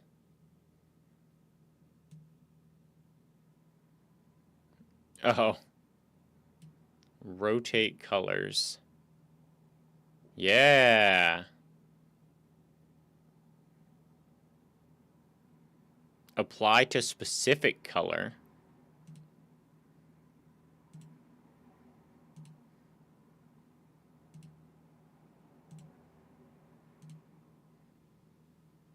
It doesn't really seem like it does, but alright.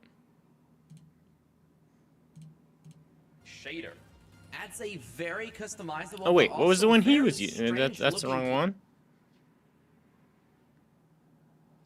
Oh, he was on glitch analog effect? Was that where we were? Filters. Yeah, no, effect works for me. Glitch effect. And it seems like it does the same thing as shader. So just take some time to explore the options. Glow. Lives up to the name, adds a very customizable glow shader that lets you, well, make your source glow. Gradient. Adds a gradient with a lot of customizability. You can change the colors, the brightness, the opacity. You can even make it pulse. Hexagon. Whoa, does gradient have non-vignette gradient?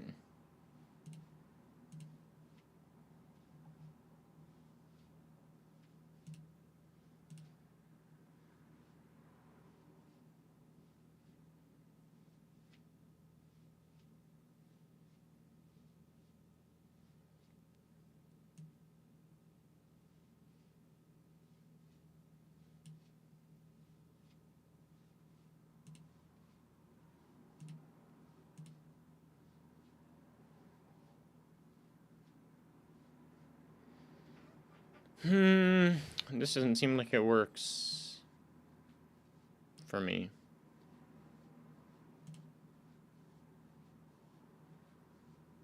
Oh.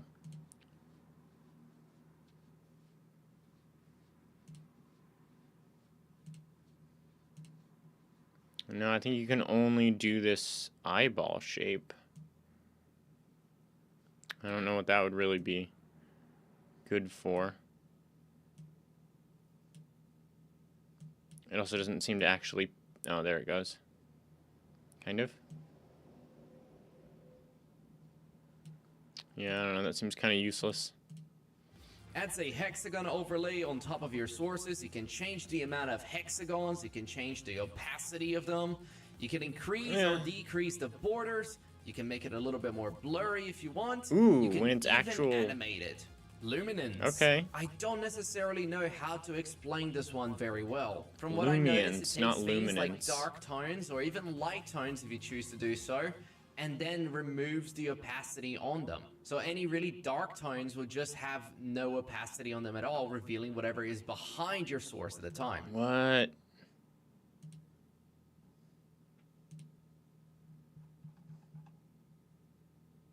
Oh, it is luminance. Did he write it wrong?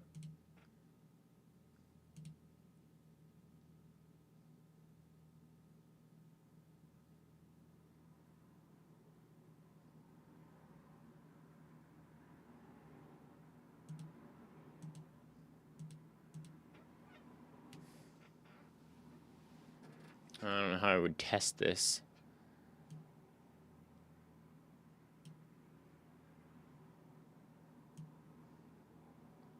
Because these things are all... It makes it less... It makes it more opaque?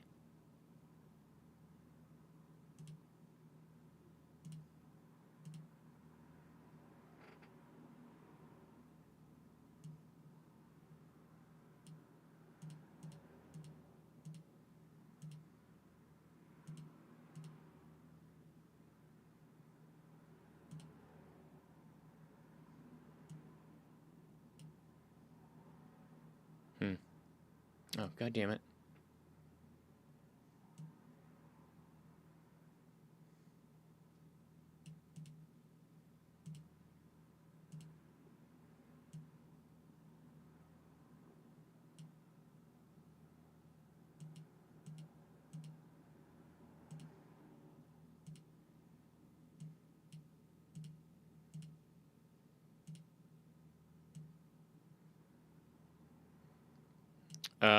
Okay, I don't understand this one.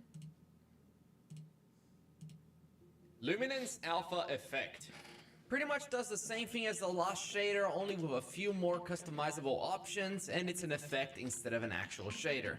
Luminance 2.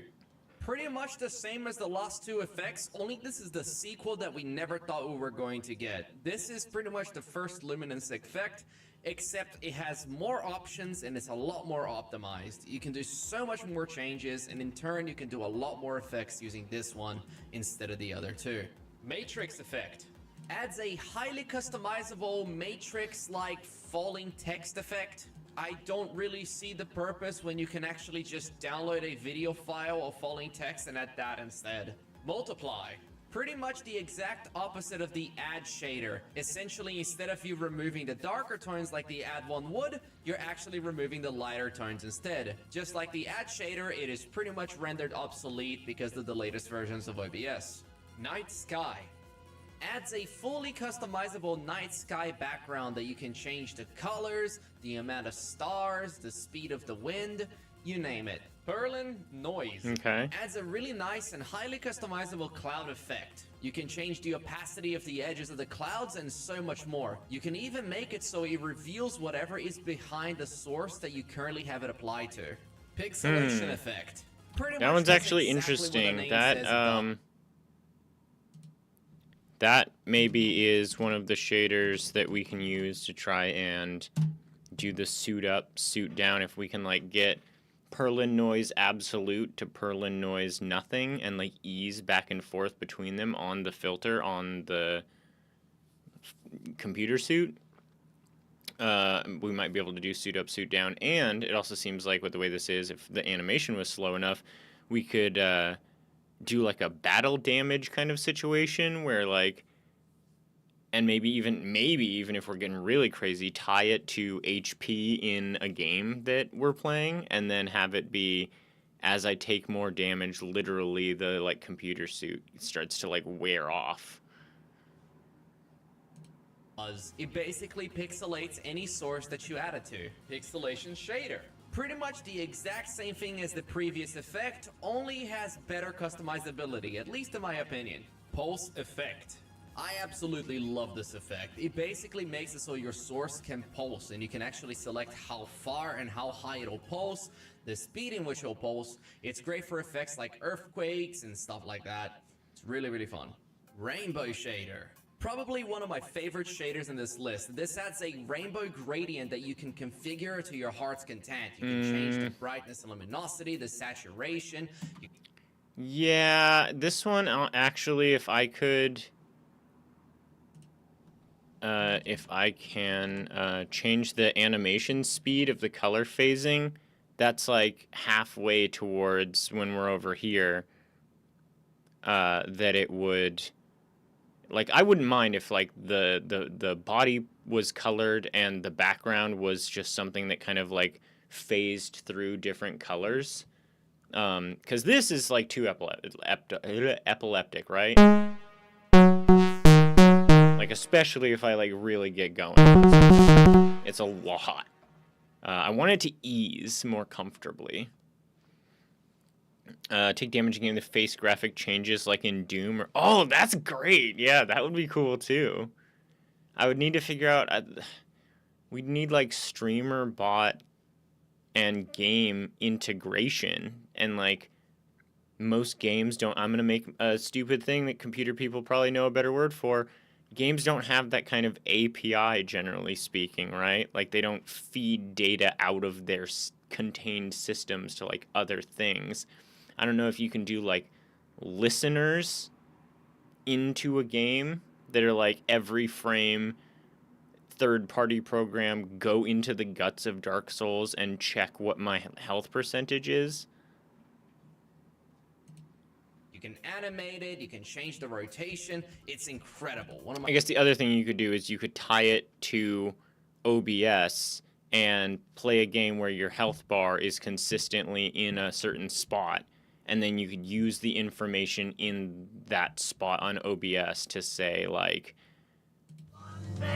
you know, if this pixel is red, then do this, but if it's blue, and then check this one, and so it would go down and check down the line of your HP bar that you know is going to be on OBS, because I know there's ways to, like, pull the value of a pixel at a position on OBS into, OBS shader filter has a thing like that. That's the one, like, third-party OBS shader filter thing that that I saw.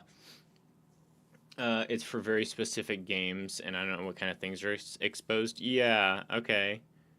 There's something kind of... Yeah. And I mean, between all of you, all the computer people, I don't have a doubt for a second that someone could write something that's like, hey, we set up this game where, like, your health is a value that it, like, spits into a text file that you can read or whatever.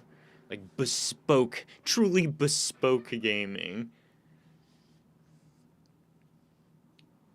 Yeah, just do a pixel check. Yeah, because I found a third-party shader that, or like a non-default shader for shader filter that will read any position in your stream, and whatever pixel color it is, it will change something else you point it to, something else that the filter is on, to that color.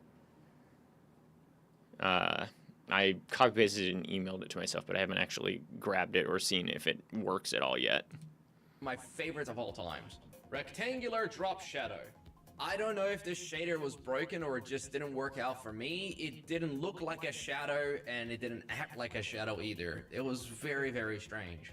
Remove part... Yeah, it would also break. I can think of a number of other cases, like if somebody activated hyper mode, or we go on break. Not that that would terribly matter. Like, and honestly, in a space like this, it doesn't need to be one-to-one. I think if it works just well enough to get, like, some good clips or something, like, demonstrate that it works, is, like, it's something that we would just be making for us, you know? It's not like a commercial product that needs unit testing or what the fuck ever. Partial pixels. So on the notes of this shader, it says that it's excellent for cleaning green screens. I unfortunately don't have a real green screen, so I tried doing it with a virtual green screen, and I didn't notice much difference. Repeat effect. A very simple effect that succeeds in one goal, and that is basically repeating the source as many times as you want. Repeat texture. Pretty much the same thing as the Lost effect, only you can select an image or a texture and make it repeat. There's some other options that you can fiddle around with as well, and it gives some really weird and trippy effects. RGB color wheel.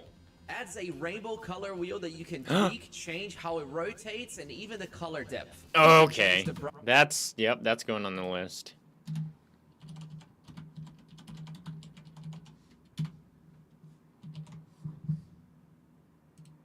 The opacity, and even make it so it blends in better with the layer that you're putting it in. The yeah. Rotato effect. Rotato. This effect works best with a picture of a potato.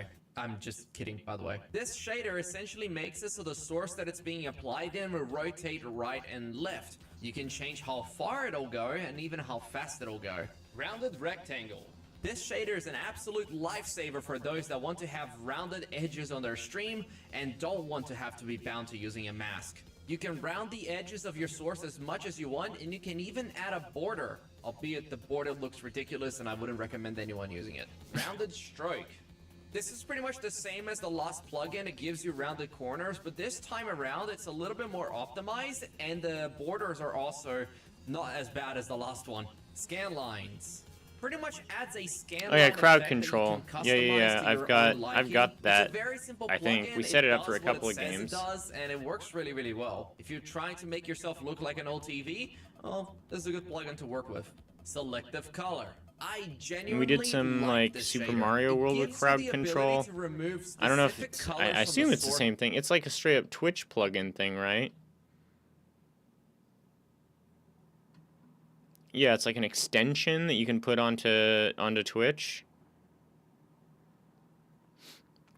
We've definitely used this for one or two things. I don't remember. Yeah, I think we played Super Mario World with it. Maybe one or two other things. And I mean, this... How do you link it to the game? Good God, I don't even remember at this point. This was years ago that we did this, but I think it is... I don't remember. I followed a tutorial. You have to, like, get a particular emulator and tell it to talk to your Twitch or something like that. There was a system in place. That it's implemented in. If you want to, for example, remove all the blues in the source or scene that it's in, you can do that, and it's super, super customizable. The shake effect pretty much lives up to its name. It lets you add a shake or a warble effect onto your source and scene. Oh, that might You can actually be better customize than it the to drunk make it too. super, super intense, or just a small It's not working. Why An not? interesting effect that has a very inconsistent result for some reason. You basically choose an image and then it basically shines that image after a couple seconds on your source. Simple gradient shader. Very, very simple. It adds a customizable gradient that changes into a bunch of different colors. You can change how the gradient looks, you can change the opacity, add lens flares, and much more. Simplex Fixed it, I think. noise adds a moving and customizable effect that you can implement on your current layer. There's quite a little bit of customization, but you can do some really interesting stuff with it. You just gotta get creative. T1000 shit. Spotlight adds a moving and configurable What is this? spotlight to the source. Whenever the spotlight is not shining Really? yet, it becomes invisible and reveals whatever sources are behind. 2-pass drop shadow adds a customizable drop shadow behind your source, but it isn't very good. VHS. This is a really fun one. It adds a fully customizable VHS Yeah, I like that one. distortion effect that you can change to Surprising your liking. no one, I think. Absolutely love this effect. Vignetting. I really wanted to like this vignetting because of the fact that it shows whatever source is behind the current one that I'm applying it to. I thought that was a very unique thing to have. But I really hate it because for some reason it increases the brightness of the source that it's in, and there's no way to turn it off. And finally, the zoom blur shader. This one adds a really fun, highly customizable zoom blur effect to That's your not bad source. either. You can even animate it, which is awesome. So there we go, all of the 69 filters that come included in the OBS shader filter. There's a lot more out there that you can download and add to it. You can even make your very own shader Like filter where, as though? well. It opens up the opportunity for you to make a lot of crazy and unique effects on your stream. Do be careful with some of the shaders though, because unfortunately some of them can actually use quite a lot of your GPU. But where? There's lots of other ones out there, but where? Where do I find them? I was looking for them today, and I could not find them. Shaders for OBS filter shader.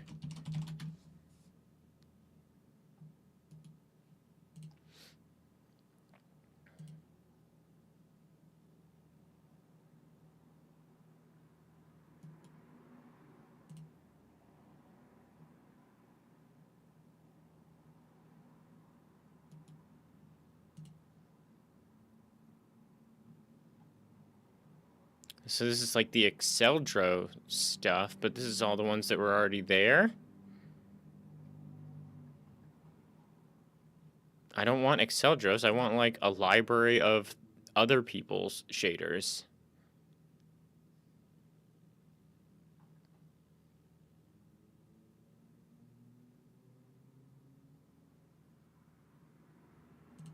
Hmm.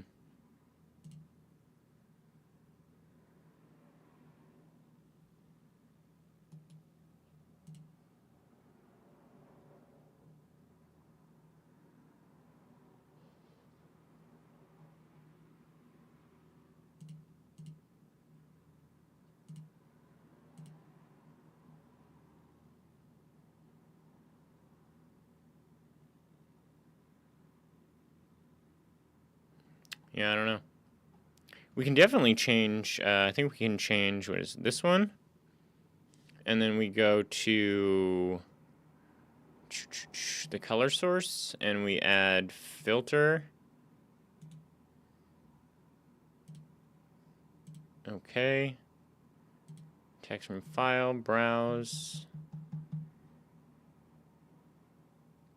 Ripple, this one isn't, this is like a newer version. RGB color wheel, open. Speed, slow way down. And color depth, what is that? I wish I could turn that green to yellow.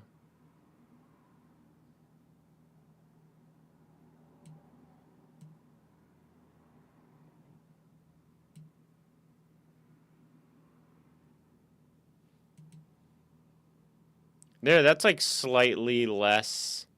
And then, let's see, if I make it really big. And then we, wait, go back to the filter. We'll make it a little faster.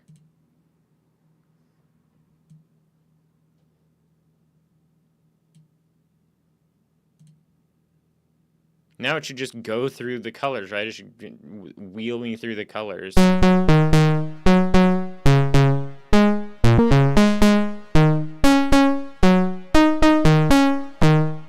That's like more pleasant, right? It's like a little easier to look at. I'm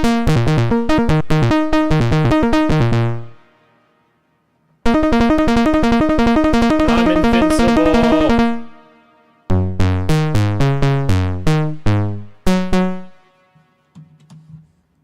God damn it.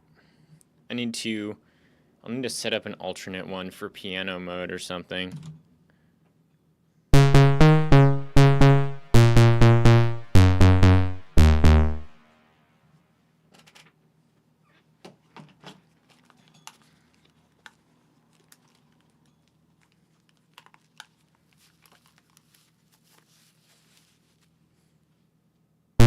Ooh, that's really loud.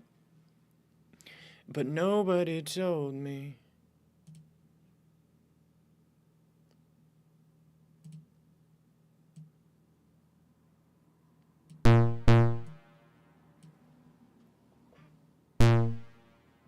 You...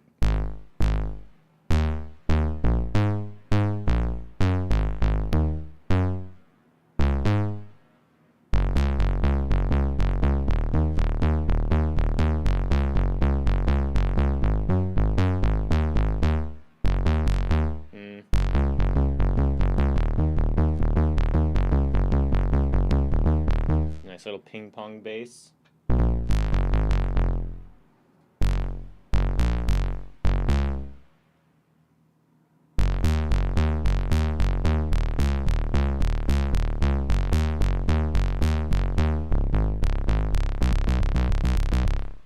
Alright. Well, that's all the shaders. And we're already upgrading.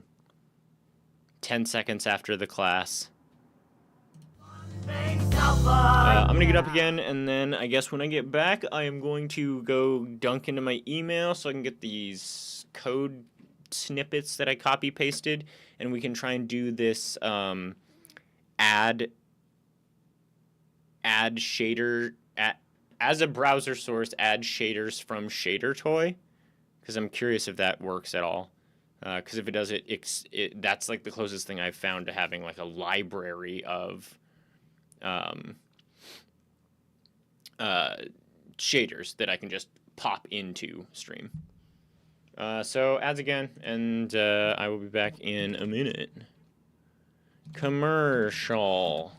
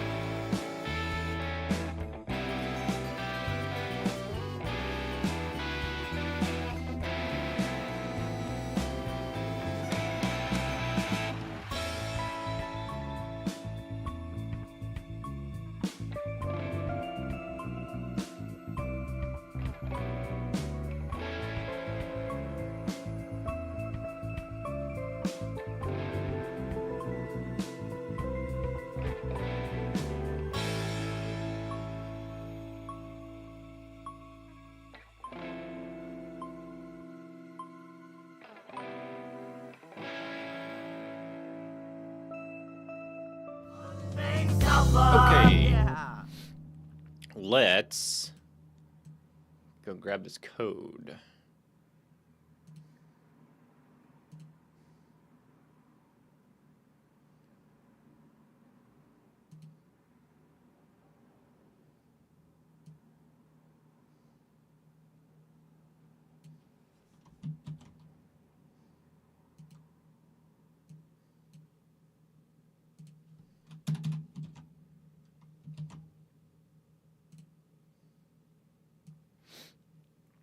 Okay, so it claims that if I add a browser source,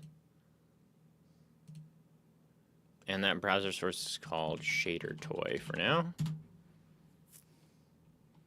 and then we can, let's see, use this one. I've got an example here.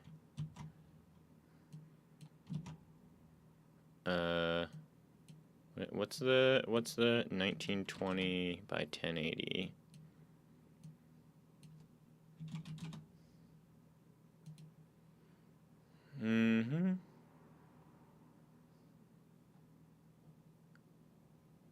Okay.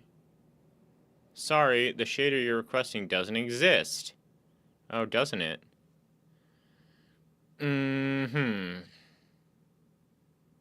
What if we get rid of these brackets?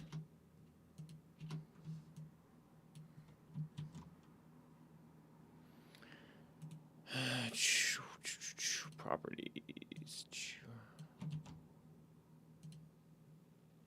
Oh, it fucking works. It works so good.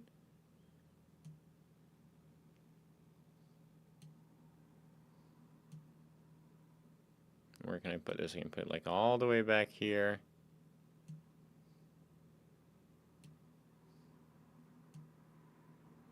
I guess I would want it like fully back here, right? No, we want it like here. And then filters, chroma key, opacity, like 50%, close. And so there, now we can just, I can switch it to any filter from, or any shader from Shader Toy, and it will just, oops, no.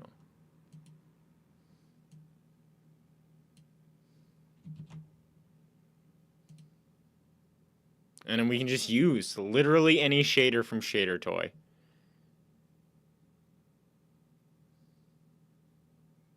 And these are not videos, they're like procedurally generated shit. That seems incredibly powerful. I don't know what we're going to use this for yet, but that is some serious tech. Okay, that's awesome. That works. I anticipated that breaking very quickly. Let's go see what else we can find on Shader Toy.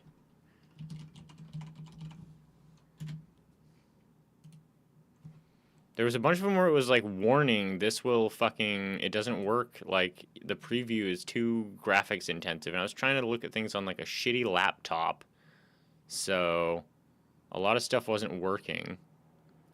But we should, conceivably, now be able to just, I can swap these out anything I want. Any of the ones I want. I'm humbly conscripting everyone to go hit up Shader Toy and its 8,172 shaders and see if you find anything that's like, this is sick. I want this to be on the stream.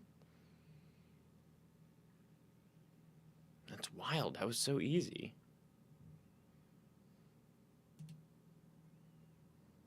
What else we got?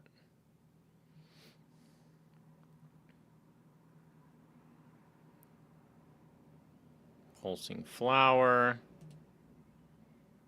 There's too much stuff here. It's crazy.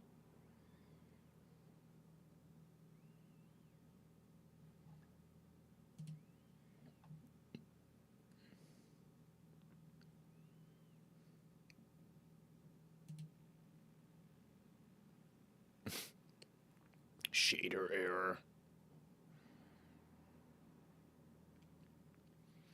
A lot of these, it's just like static images, though. I kind of thought more shaders would be like dynamic.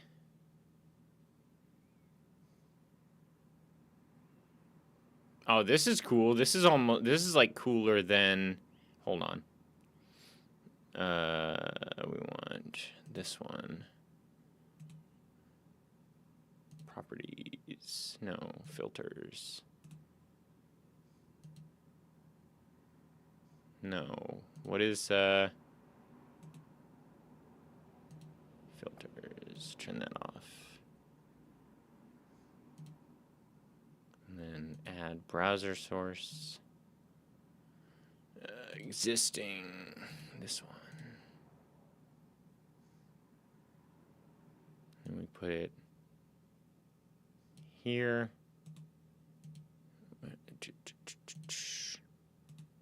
Filters, turn the chroma key off, close that.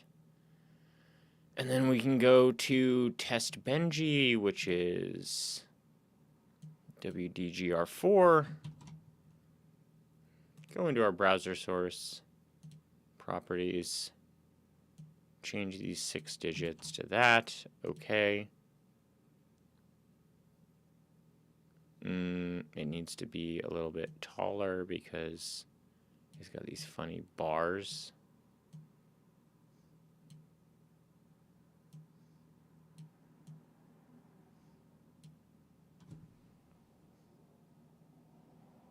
What is this seeing?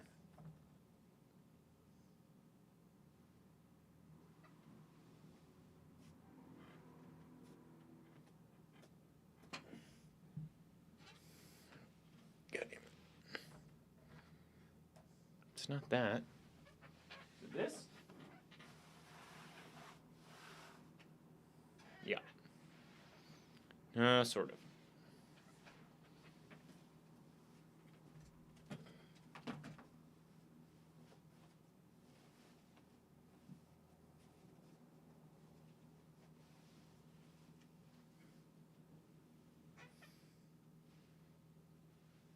All right, well, not perfect, but okay. There, fixed. Oh, that's way better. Wow, what success we... Whoa.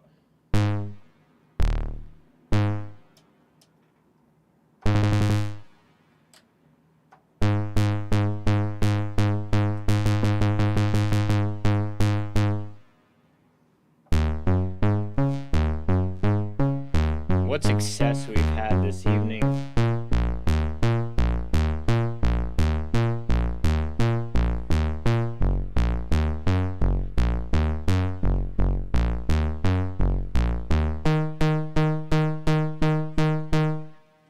Colors, music.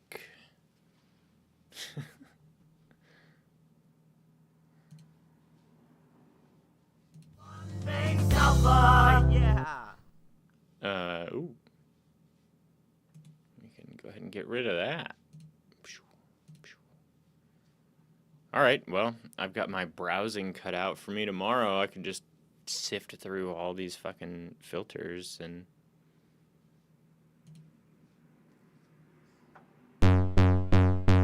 Oh, it does affect this.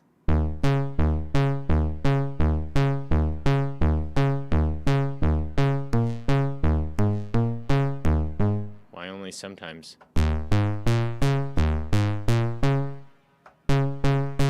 Wait, what happened to my... What happened to my thing? I broke it.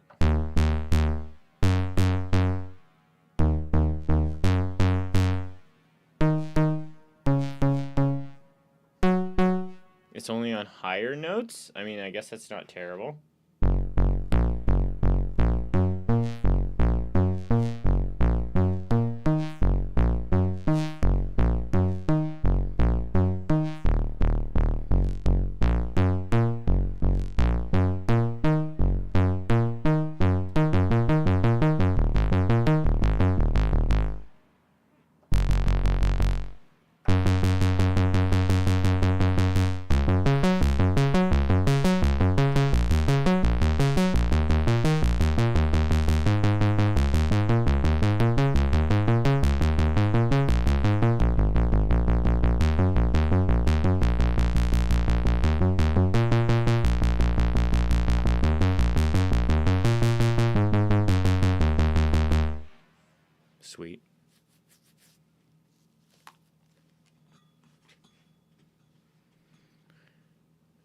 it's totally incomprehensible to me what is and isn't affecting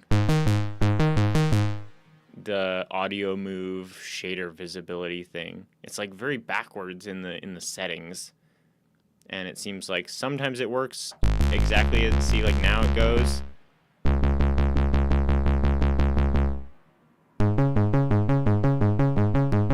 I don't know. I'll have to fuck with it more. Something we can maybe like try to do over the weekend or something. I don't know.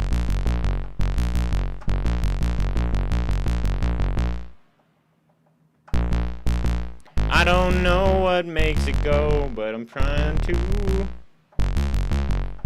I'm trying to know. Maybe it's got kind of like an attack cooldown, whatever.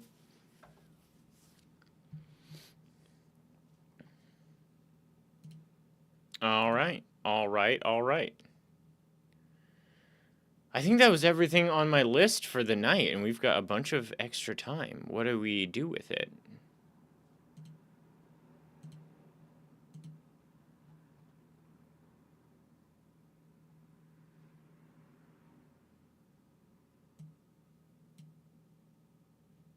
Hmm.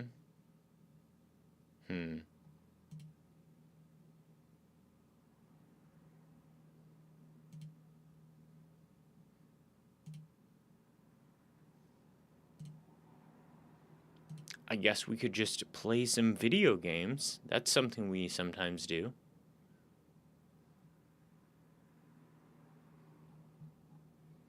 You'd think I'd be walking away from OBS filter shader feeling, the video especially, feeling very inspired. But I targeted a couple of very specific things that I was like, I want that. And past that, I'm not sure what I want to do with any of the rest of this stuff now. Doodle? Should we try and do Doodle on Beer Rat?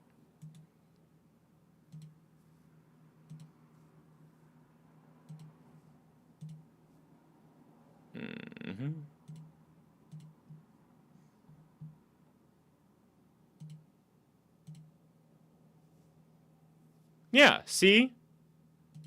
Look at how fucking obviously that's like it's like a sort of like doodle shader if you put it on a single source instead of an entire scene. He's already here. You don't need to do nothing. But it's got like a little bit, it takes a PNG and does like a little tiny bit of animation.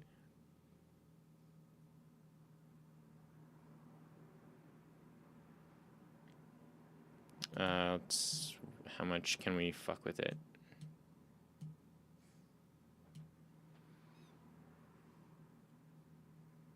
No! Doodle scale percent. Oh my god, you can make it really crazy. Snap percent. That's too much. Oh my god. Oh my god.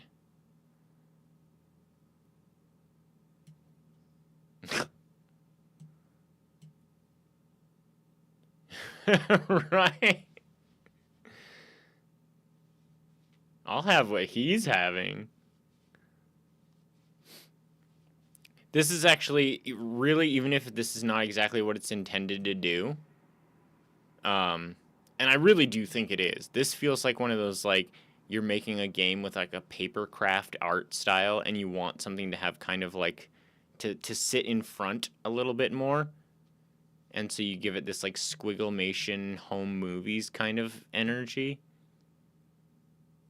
But we could definitely set it so it's like Beer Rat and then double Beer Rat equals like Beer Rat Freak Out. Wow! Oh, he stays within the confines of his little box. That's no good. We would have to like make a new asset. It's still all right. That's all right.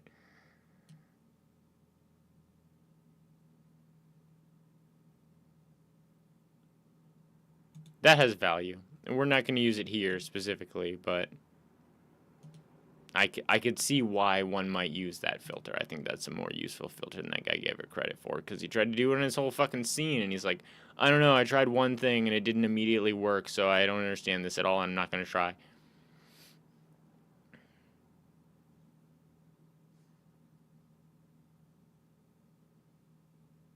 And then, oh yeah, this is the shader that's supposed to be get color from coordinates. I don't know how to make this go.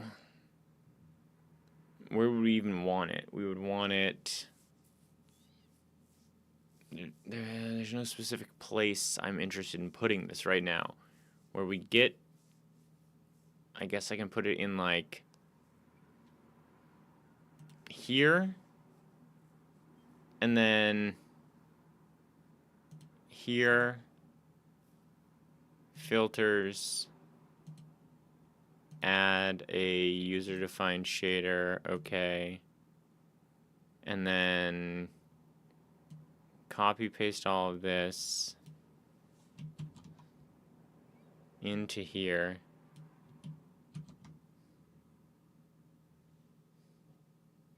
And then it is, if you leave use absolute coordinates, the values horizontal and vertical will be percentages of the width and height. So what we want is, where's the height?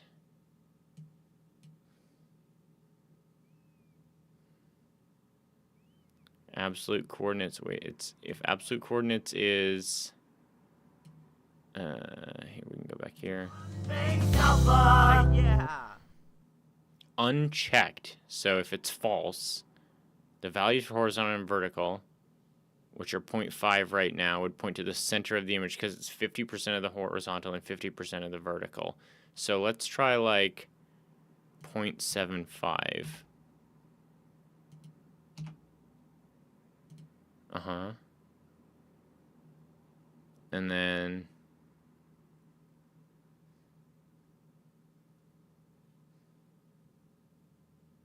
reload effect. Where is it getting its... Oh, I'm so transparent. What happened?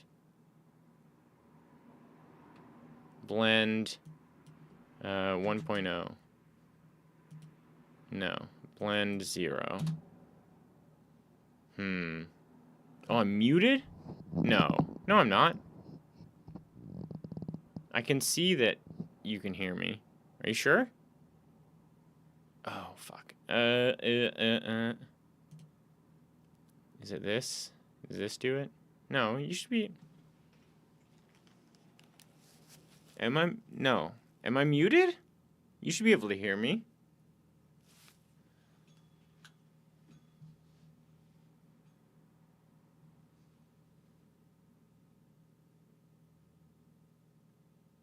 Okay. I don't know why or when I was... I don't know what happened that I would be muted.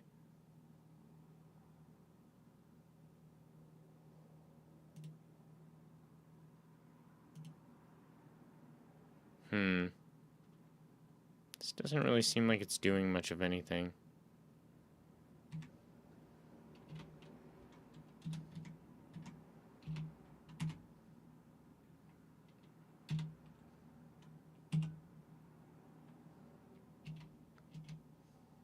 I don't know. It's controlling the opacity. I'm wondering if it has something to do with something else that's on the stack.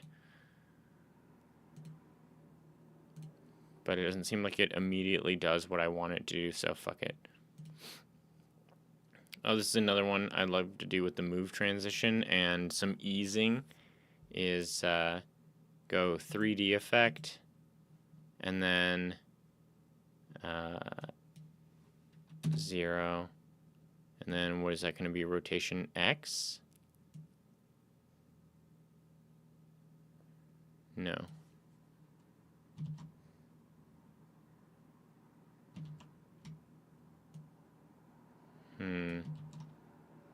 I want it to be rotation X, but it's view mode. No, not orthographic? Maybe. Bing. No. Here we go. Position.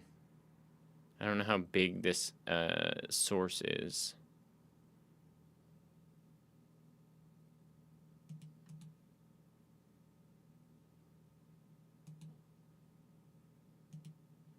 I'm gonna have to move position Y to like 500. Oh, no. We don't want to fuck with any of that. What I'm trying to do is get it so that it rotates rather from the center of the source, it rotates from the bottom of the source so that, because since I'm two-dimensional right now, here I can show you. Two-dimensional. I want to be able to go like ping and knock myself flat like a wooden shooting duck, like ka-tang, and then I come back up.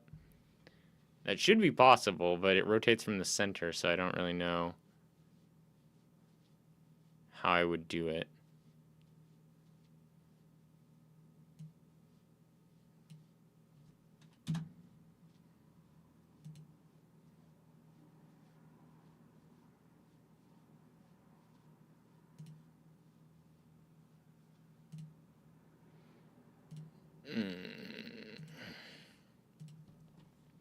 OBS 3D effect plugin, move center of rotation.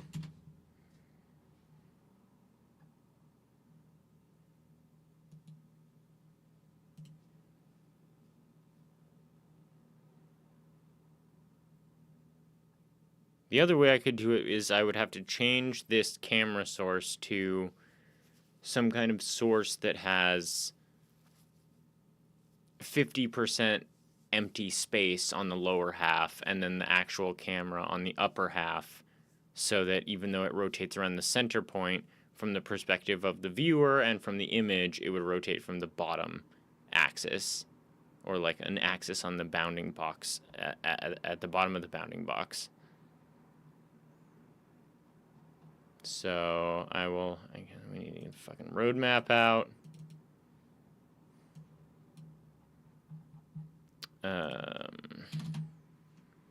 Browse shader toy assets, or I guess just shaders, shader toy shaders. Investigate routes for, what would you call it? Duck shooting game, camera gag.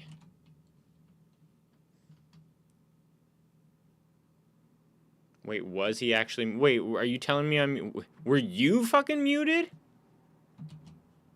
Was I muted at some point? I don't see any reason why I would be muted. I didn't change a single thing in Ableton.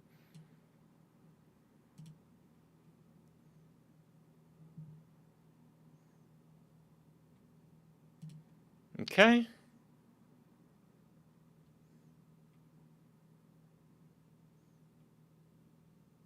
Yeah, that all seems fine. Oh my gosh! Man, today at a certain point, probably around noon or so, I was feeling so tired and I was having like, not a sore throat, but just feeling weird. And I was like, oh God, I hope I'm not getting sick. And then it turned out, as I discovered half an hour later, that I wasn't getting sick. What I needed was to jam like an absurd amount of carbs into my stomach. I had soup and like a very noodle heavy soup, and then also a biscuit, and then also like a huge ass to go box of fucking potatoes au gratin. And immediately felt way better and like lost whatever like weird throat kind of like, it wasn't sore. It just felt like I was like about to get sick. It might be because I am just I've been streaming a lot, which means I'm talking more, and also it's, you know, winter time, so the air's been really dry.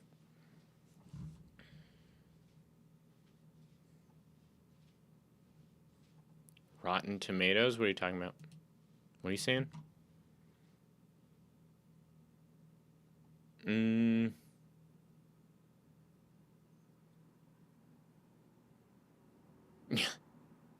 Hey, that makes at least two of us. Change color via redeems. So I know one thing that StreamerBot has functionality for that I have not even considered what you could do with is that you can set commands. And so if it's like, for example, a redeem, you can set a command where it says get user that is the Twitch user, and then there's a value available that is the RGB value of their username. And I think that that could be a really cool thing to either A, switch to that color specifically when they do something, or B, leave it as kind of a black box and make it like open a booster pack of some kind, and the color of your Twitch name actually ends up being like the seed for the randomness of the redeem.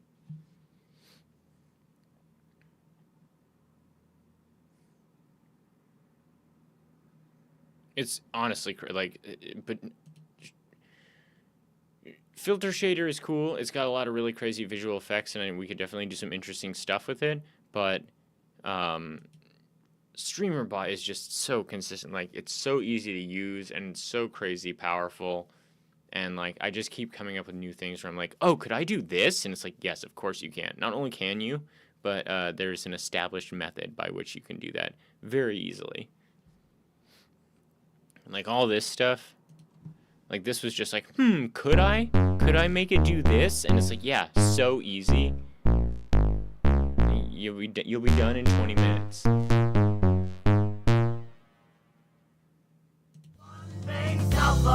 Yeah. Oh my goodness. Ugh. I'm getting tired. Okay, so Not a Game Jam is tomorrow.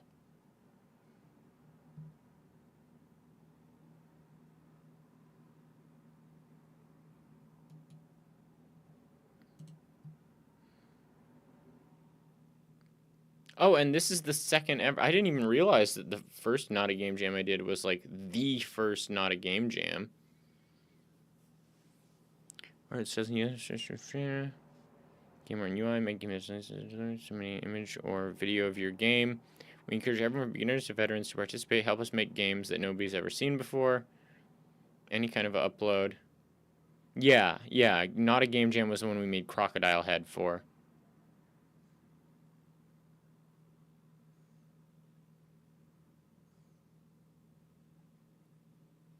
And so that's like the two core things we've got. Team building morning for me. Team building time for Down to Jam to Saturday morning, and then public Scriblio on stream Sunday night. But past that, we've got Friday, Saturday, Sunday pretty much completely open to do some Not a Game Jam type stuff. Is there a theme? Do they?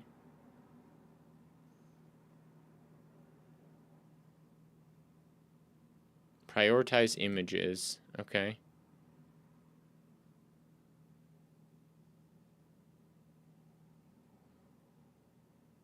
Can I use audio? Can I submit multiple? Can I use assets created by anyone? Can I submit something I've already made? I mean, you shouldn't. How well does it adhere to the theme? Okay, so there will be a theme. We can't use the projector this time like we did last time because of the nature of having the room set up how it is, which is kind of a shame. I might still be able to get like final footage from the projector of whatever we build. I don't know if I'm going to build it in Godot. I don't know how else I would do it though. And honestly, I guess maybe it is about time that I dusted off Godot and tried to do something. I worry that it's been long enough now that I've unlearned a whole bunch of the stuff that I learned doing Cool Game Fun Game series. And so I'm gonna really have to muddle through making something, even if it ends up just being like assets for a video. How might we do that? We could do like a commercial. We could do just like a 5 second. Okay. So this is what we could do. We just make like we'll make like a character. We could do like a Zelda style like item get thing. So like we'll make a character, we'll make an item, put it, above their heads physically in the workspace. And then I'm sure I could figure out how to get the camera in Godot to rotate on script around in a big circle around the character. And since it doesn't have to like be incorporated into a functional game, that's all it will need to do. And then I can make a little like do do do do. What does that sound like? How do you do like a do do do do do do do do do do do? Come on.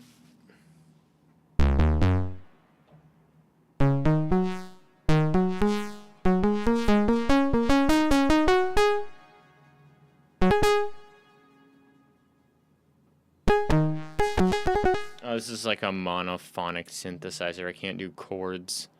Ugh.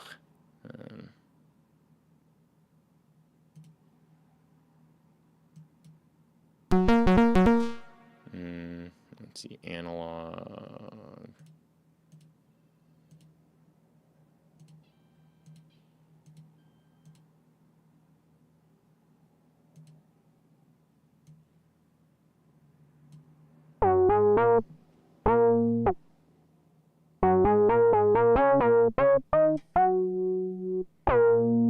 That's also maybe analog means like it can just do the one. Let's try electric.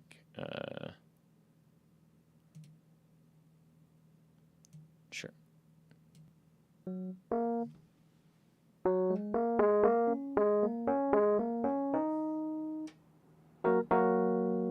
Like that. Yeah.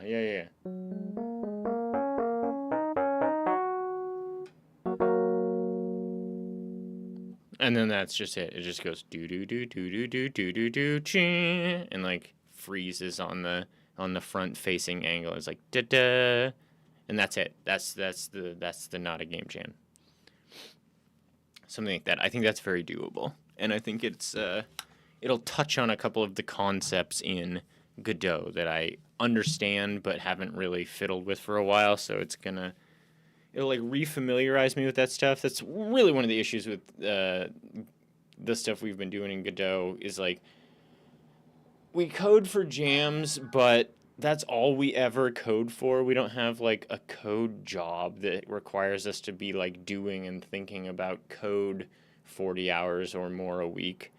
So like there are concepts like we can hold in our head like just long enough to get something done, and then it's like, all right, now do it again 5 months later, and it's like, no, wait, what? You want me to do drag and drop again? I don't know how to do that.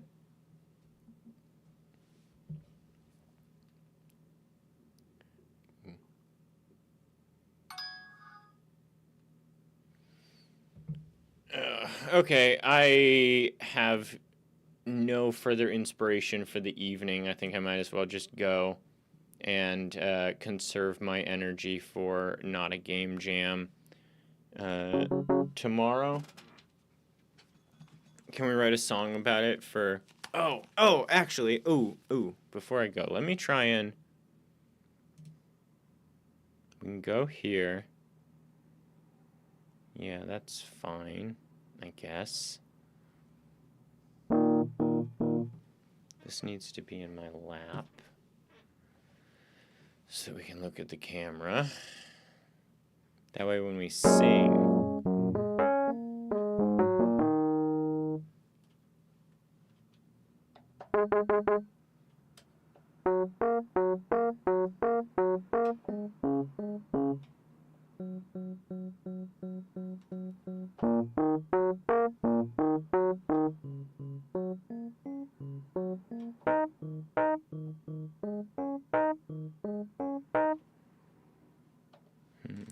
this work?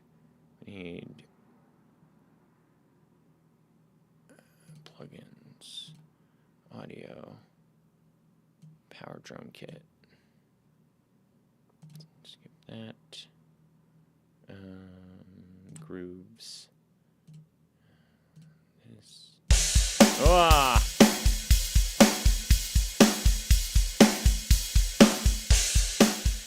Is everything so goddamn loud?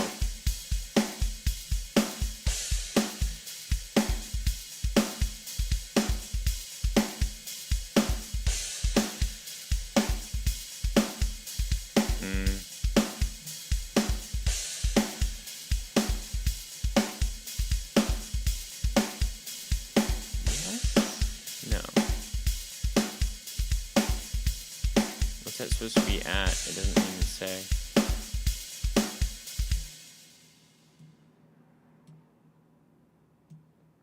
Let me take this, move it over here. And then you...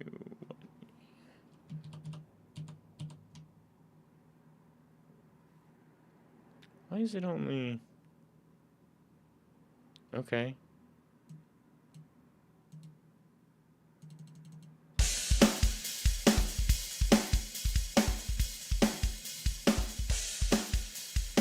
That can't be right, right?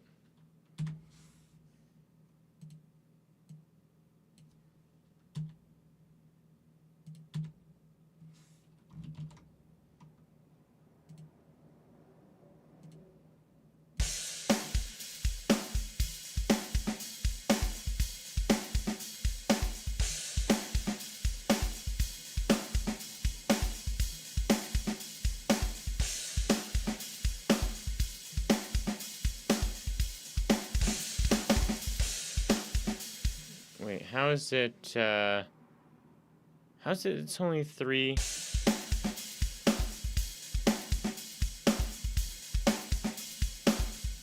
Am I supposed to add a...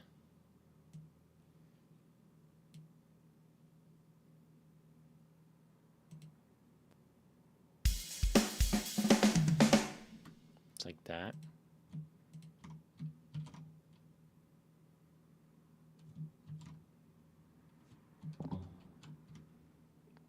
Hypermode. Hypermode costs money now. You want this coin-operated boy to dance? It costs $5. And I don't think it works on this screen anyway. It only works here. And oh, I forgot we even had that. It only works here and here.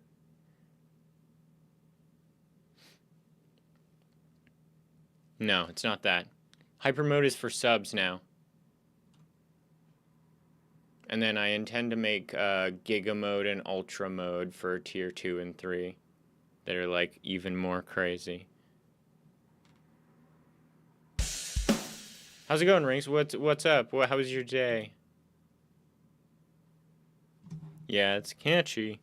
I deliberately made it really droll, like you hear, than lyrics because of the premise that it was for subscribers, where it's like, let's imagine, you know, a 19-year-old who is like really getting a kick out of watching a man dance for Amazon Prime or whatever. It's like the 4th time it's happened in 20 minutes, and I'm just like, hold on, no, we've got hyper mode. No, fucking, here we go. Hello, it's hyper mode. Whoa, get crazy. I watched a really old episode of The Simpsons where Moe tries to turn his bar into a family-friendly restaurant, and you know, of course the character's like, it wears thin on him very, very quickly, but he has this like Cold Stone Creamery. If you buy the $1 million birthday fries, he'll come out with them on his head as a hat and sparklers and like do a whole dance.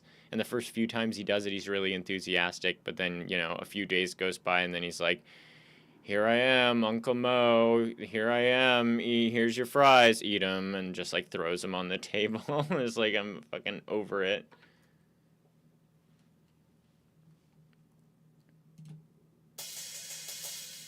Yeah, oh wait, just got back from the doctor's. Okay. Love me a good doctor visit. And your blood. Oh, you got blood work too. I think Bad Cop was talking. I just got blood work, and Bad Cop was just talking about she also got blood work after the 30-second hyper mode. Exactly right. Well, see, that's the thing is the undignified resignation is baked into the song. Like literally, I don't sing it every time. I just dance, and so I'm just like, hello, everyone. Welcome to hyper mode. Here's a car. Here, whatever. Pig, I guess.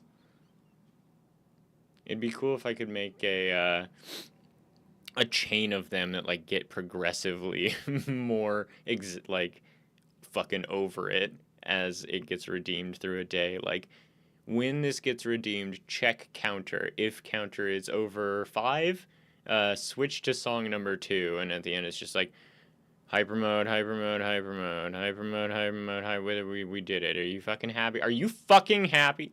No. Yeah, we got a bunch of stuff today. We got a bunch of stuff done today.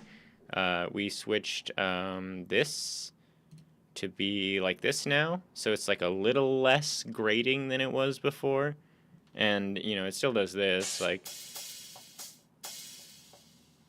probably shouldn't be on the drums. Let's see, we can go to the piano. That's a fine piano, I guess.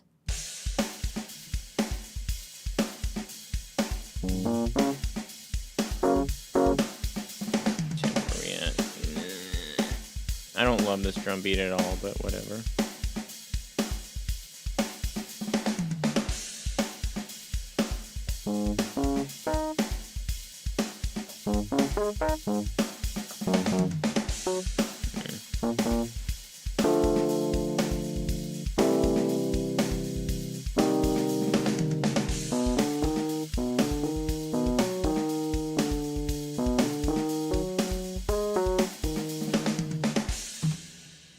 Yeah, so we got this this color shift thingy. We've been playing with shader filter, and also shader toy, which is like a website with a bunch of shaders, and you just use a browser source.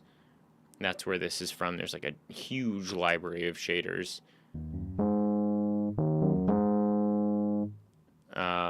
What else did we add today? We added something else. Yeah. But I don't remember what off the top of my head.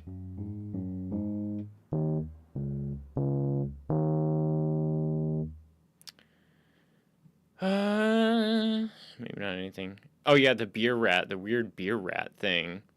Doodle rat. Oh, I took it off.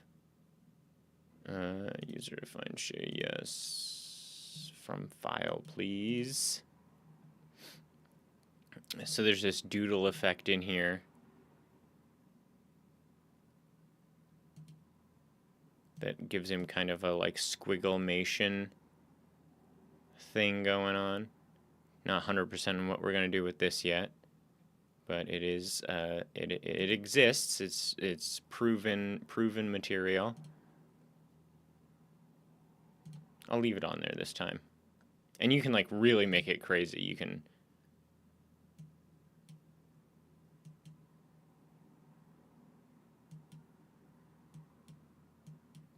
But I honestly don't understand at all what this is like really doing.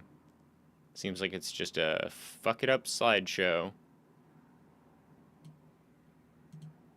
Oh, I guess my worry about leaving it here but invisible if I don't have intentions for it is that it's going to be like, it's basically demanding resources that I could be using other places because I'm not actually implementing it. So I'll take it off now until we want it on there later.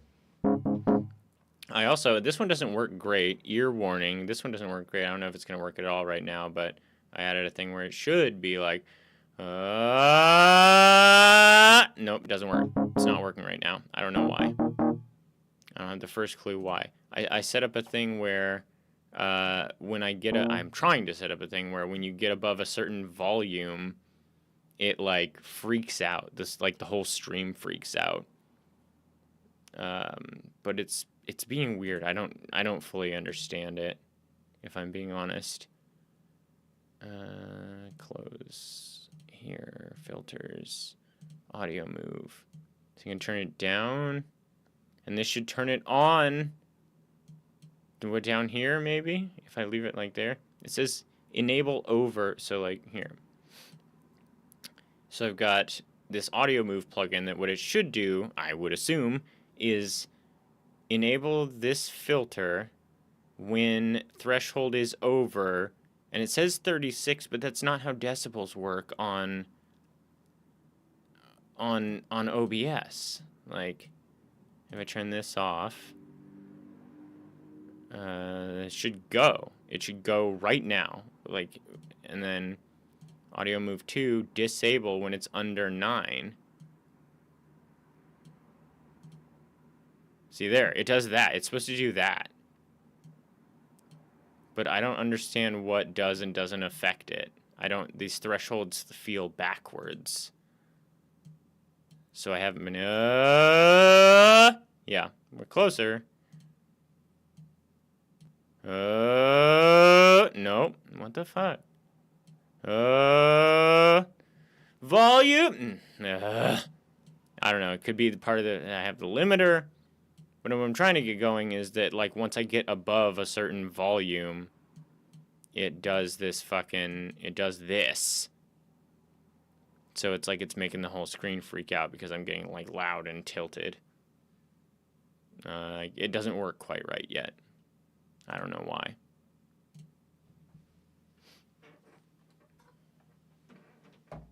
But yeah, very, very productive evening, I feel like.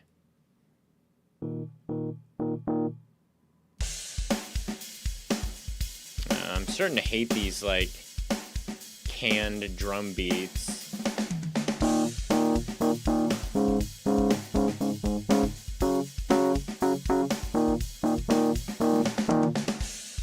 Oh, and it sometimes works on this.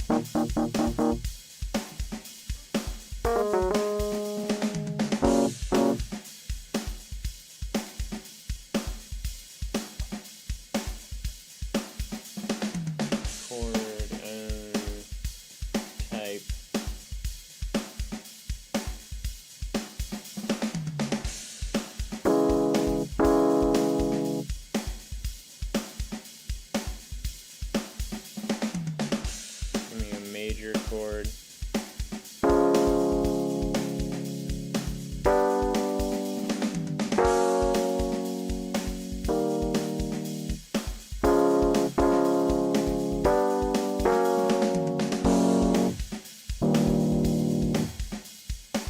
Maybe throw some strum on it.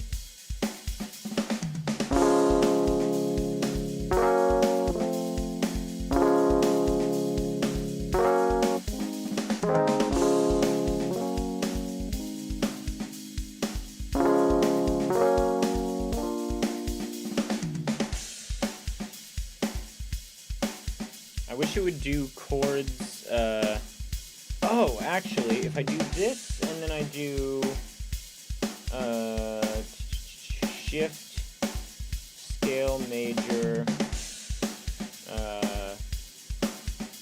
oh god, please don't tell me we've been in F major this entire time.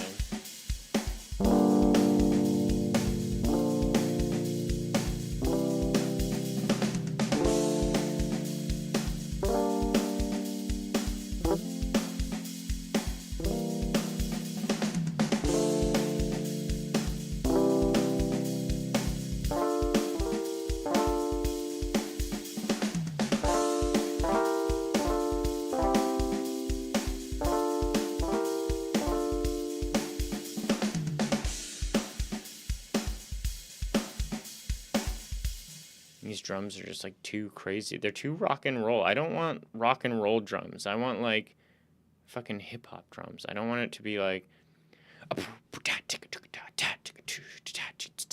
just want it to be like fucking. Oh god, I gotta fix everything now. Chord mode. Stop. Yeah, it's fine. It doesn't. Well, it kind of matters. Chromatic.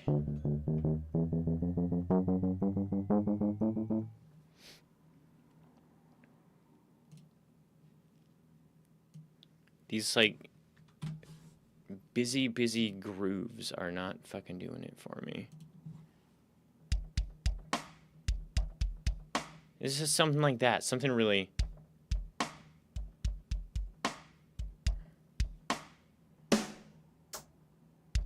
I mean, not that, but, you know, just like...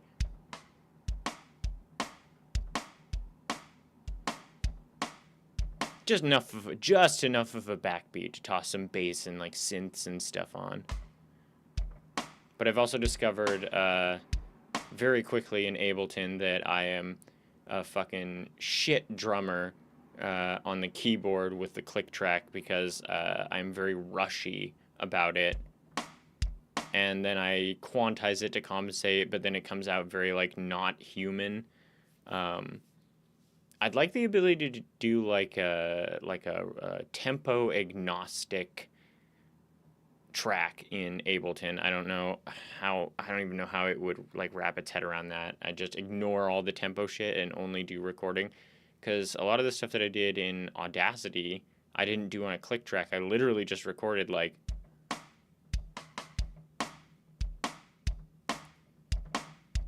for like 60 seconds, and then I would switch to a different instrument and be like, all right, that's my drum track.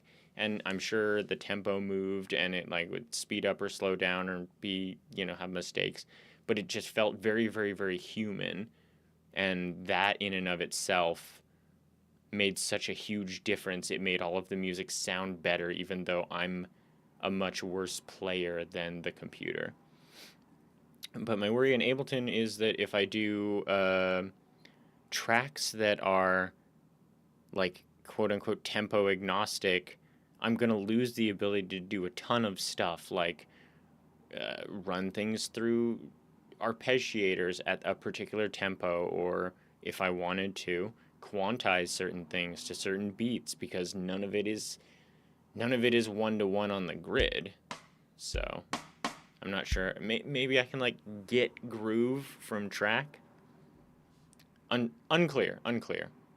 It'll have to be a problem for, honestly, probably next week, because if I'm gonna be doing, like, any Godot shit for Not a Game Jam over the weekend, and then the, like, group activities, I'm just not gonna have the time to sit down and stream and fiddle with Ableton specifically. But we've got time. You know, we've got time. I guess I'll save this as my main Ableton project that I stream from again.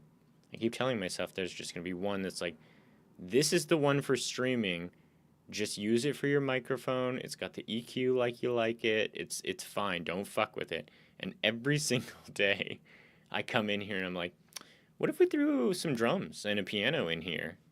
And then suddenly I've got, like, an entirely different thing. I should have just saved it as something else, but then I will never come back to it. I never come back to my old music projects like that. It's better for it to be here, and then I can, like, just see them. You know, it's the space remembers, even if I forget. And then I can be like, what are we doing here? Oh yeah, that's okay. Yeah, I could probably do something with that.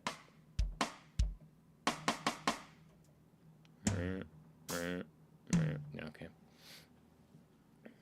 Oh, you know what I want to put on the roadmap? This is going to be a bunch of work. And this is the last thing I'm going to do tonight before I leave. This is going to be a bunch of work. But I realized that if I spend the time, full expression change system with MIDI, SFX.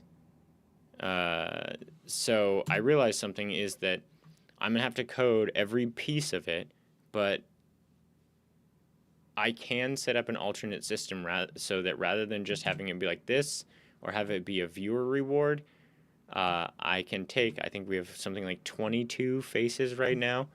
I can take all 22 faces and then, you know, put them here. Ugh, it's fucking drums. I mean, I would get a synthesizer, some keyboard or something in Ableton. I'm sure they have it. And then take all of these, key each one to a different sound effect so that when I press this particular note, it would change and it would be like hot dog. Like I could take samples where I say something or like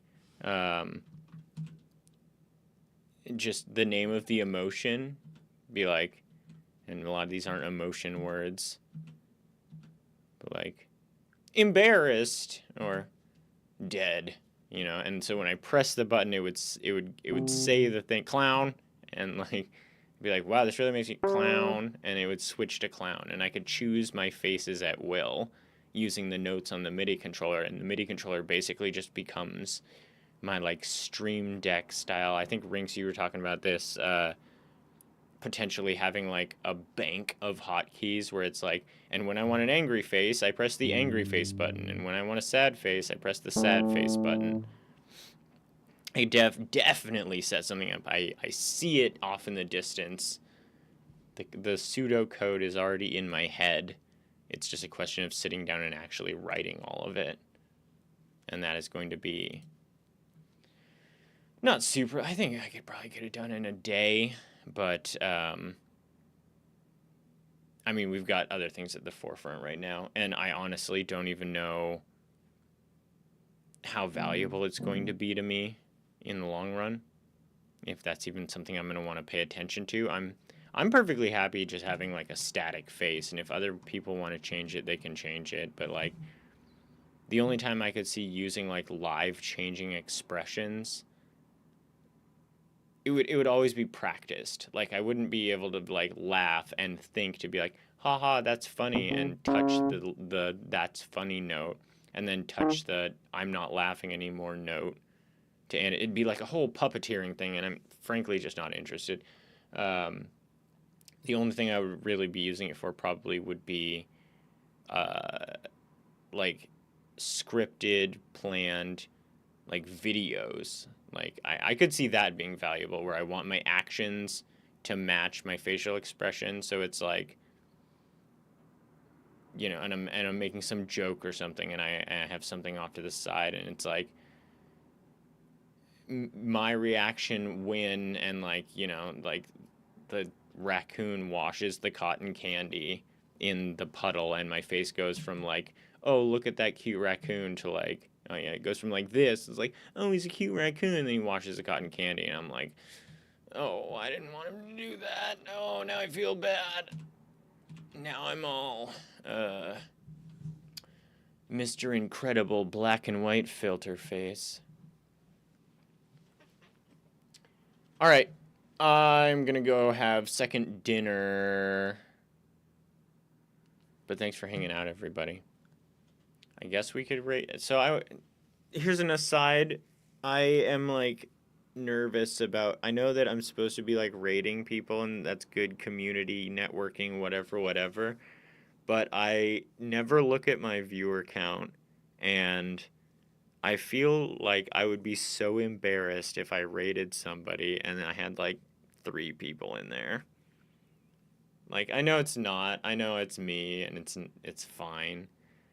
But like, until I feel like I can consistently have like 10 people in chat, I feel like I don't I personally would be embarrassed to be rating anybody. I don't know. Do you guys feel that? I mean, Rinks, you probably get like a decent number. You have a decent number of people around it anyway. Maybe it's not relevant. That's one of those things that I kind of want to just post as an open question. Be like, hey, everyone who streams, let's talk a little bit about rating. Let's talk a little bit about when is the time to ban someone who's being problematic in chat, and so on and so forth. I think those are kind of nice little conversation pieces that a lot of people would have, opinions on. If it's less than 5, you don't bother. Yeah, I don't even check. I think we're usually sitting, at like 4 right now. when we do jams, when we do bigger jams, so like when we do streaming for like Nokia Jam or Brackies for sure, I bet. It'll be like, oh, someone else who's also doing Brackies, someone else who's also doing Down to Jam, someone else who's also doing Big Mode. I think I should definitely be doing it then. But past that, I don't know. I'm probably just overthinking it. Okay, I'm gonna get out here and go have second dinner. We got a lot of stuff done today, and I think came up with even more to do. You know, I swear, we sit down, we have a checklist. We will knock 3 things off of the checklist, and in the process of that, create 5 new, far more complicated things to do on the roadmap. Like, it's never ending. So, I guess catch me back here pretty much every day, forever, at the rate we're going. I'll talk to you all tomorrow, and we'll start brainstorming not a game jam and complain about the theme.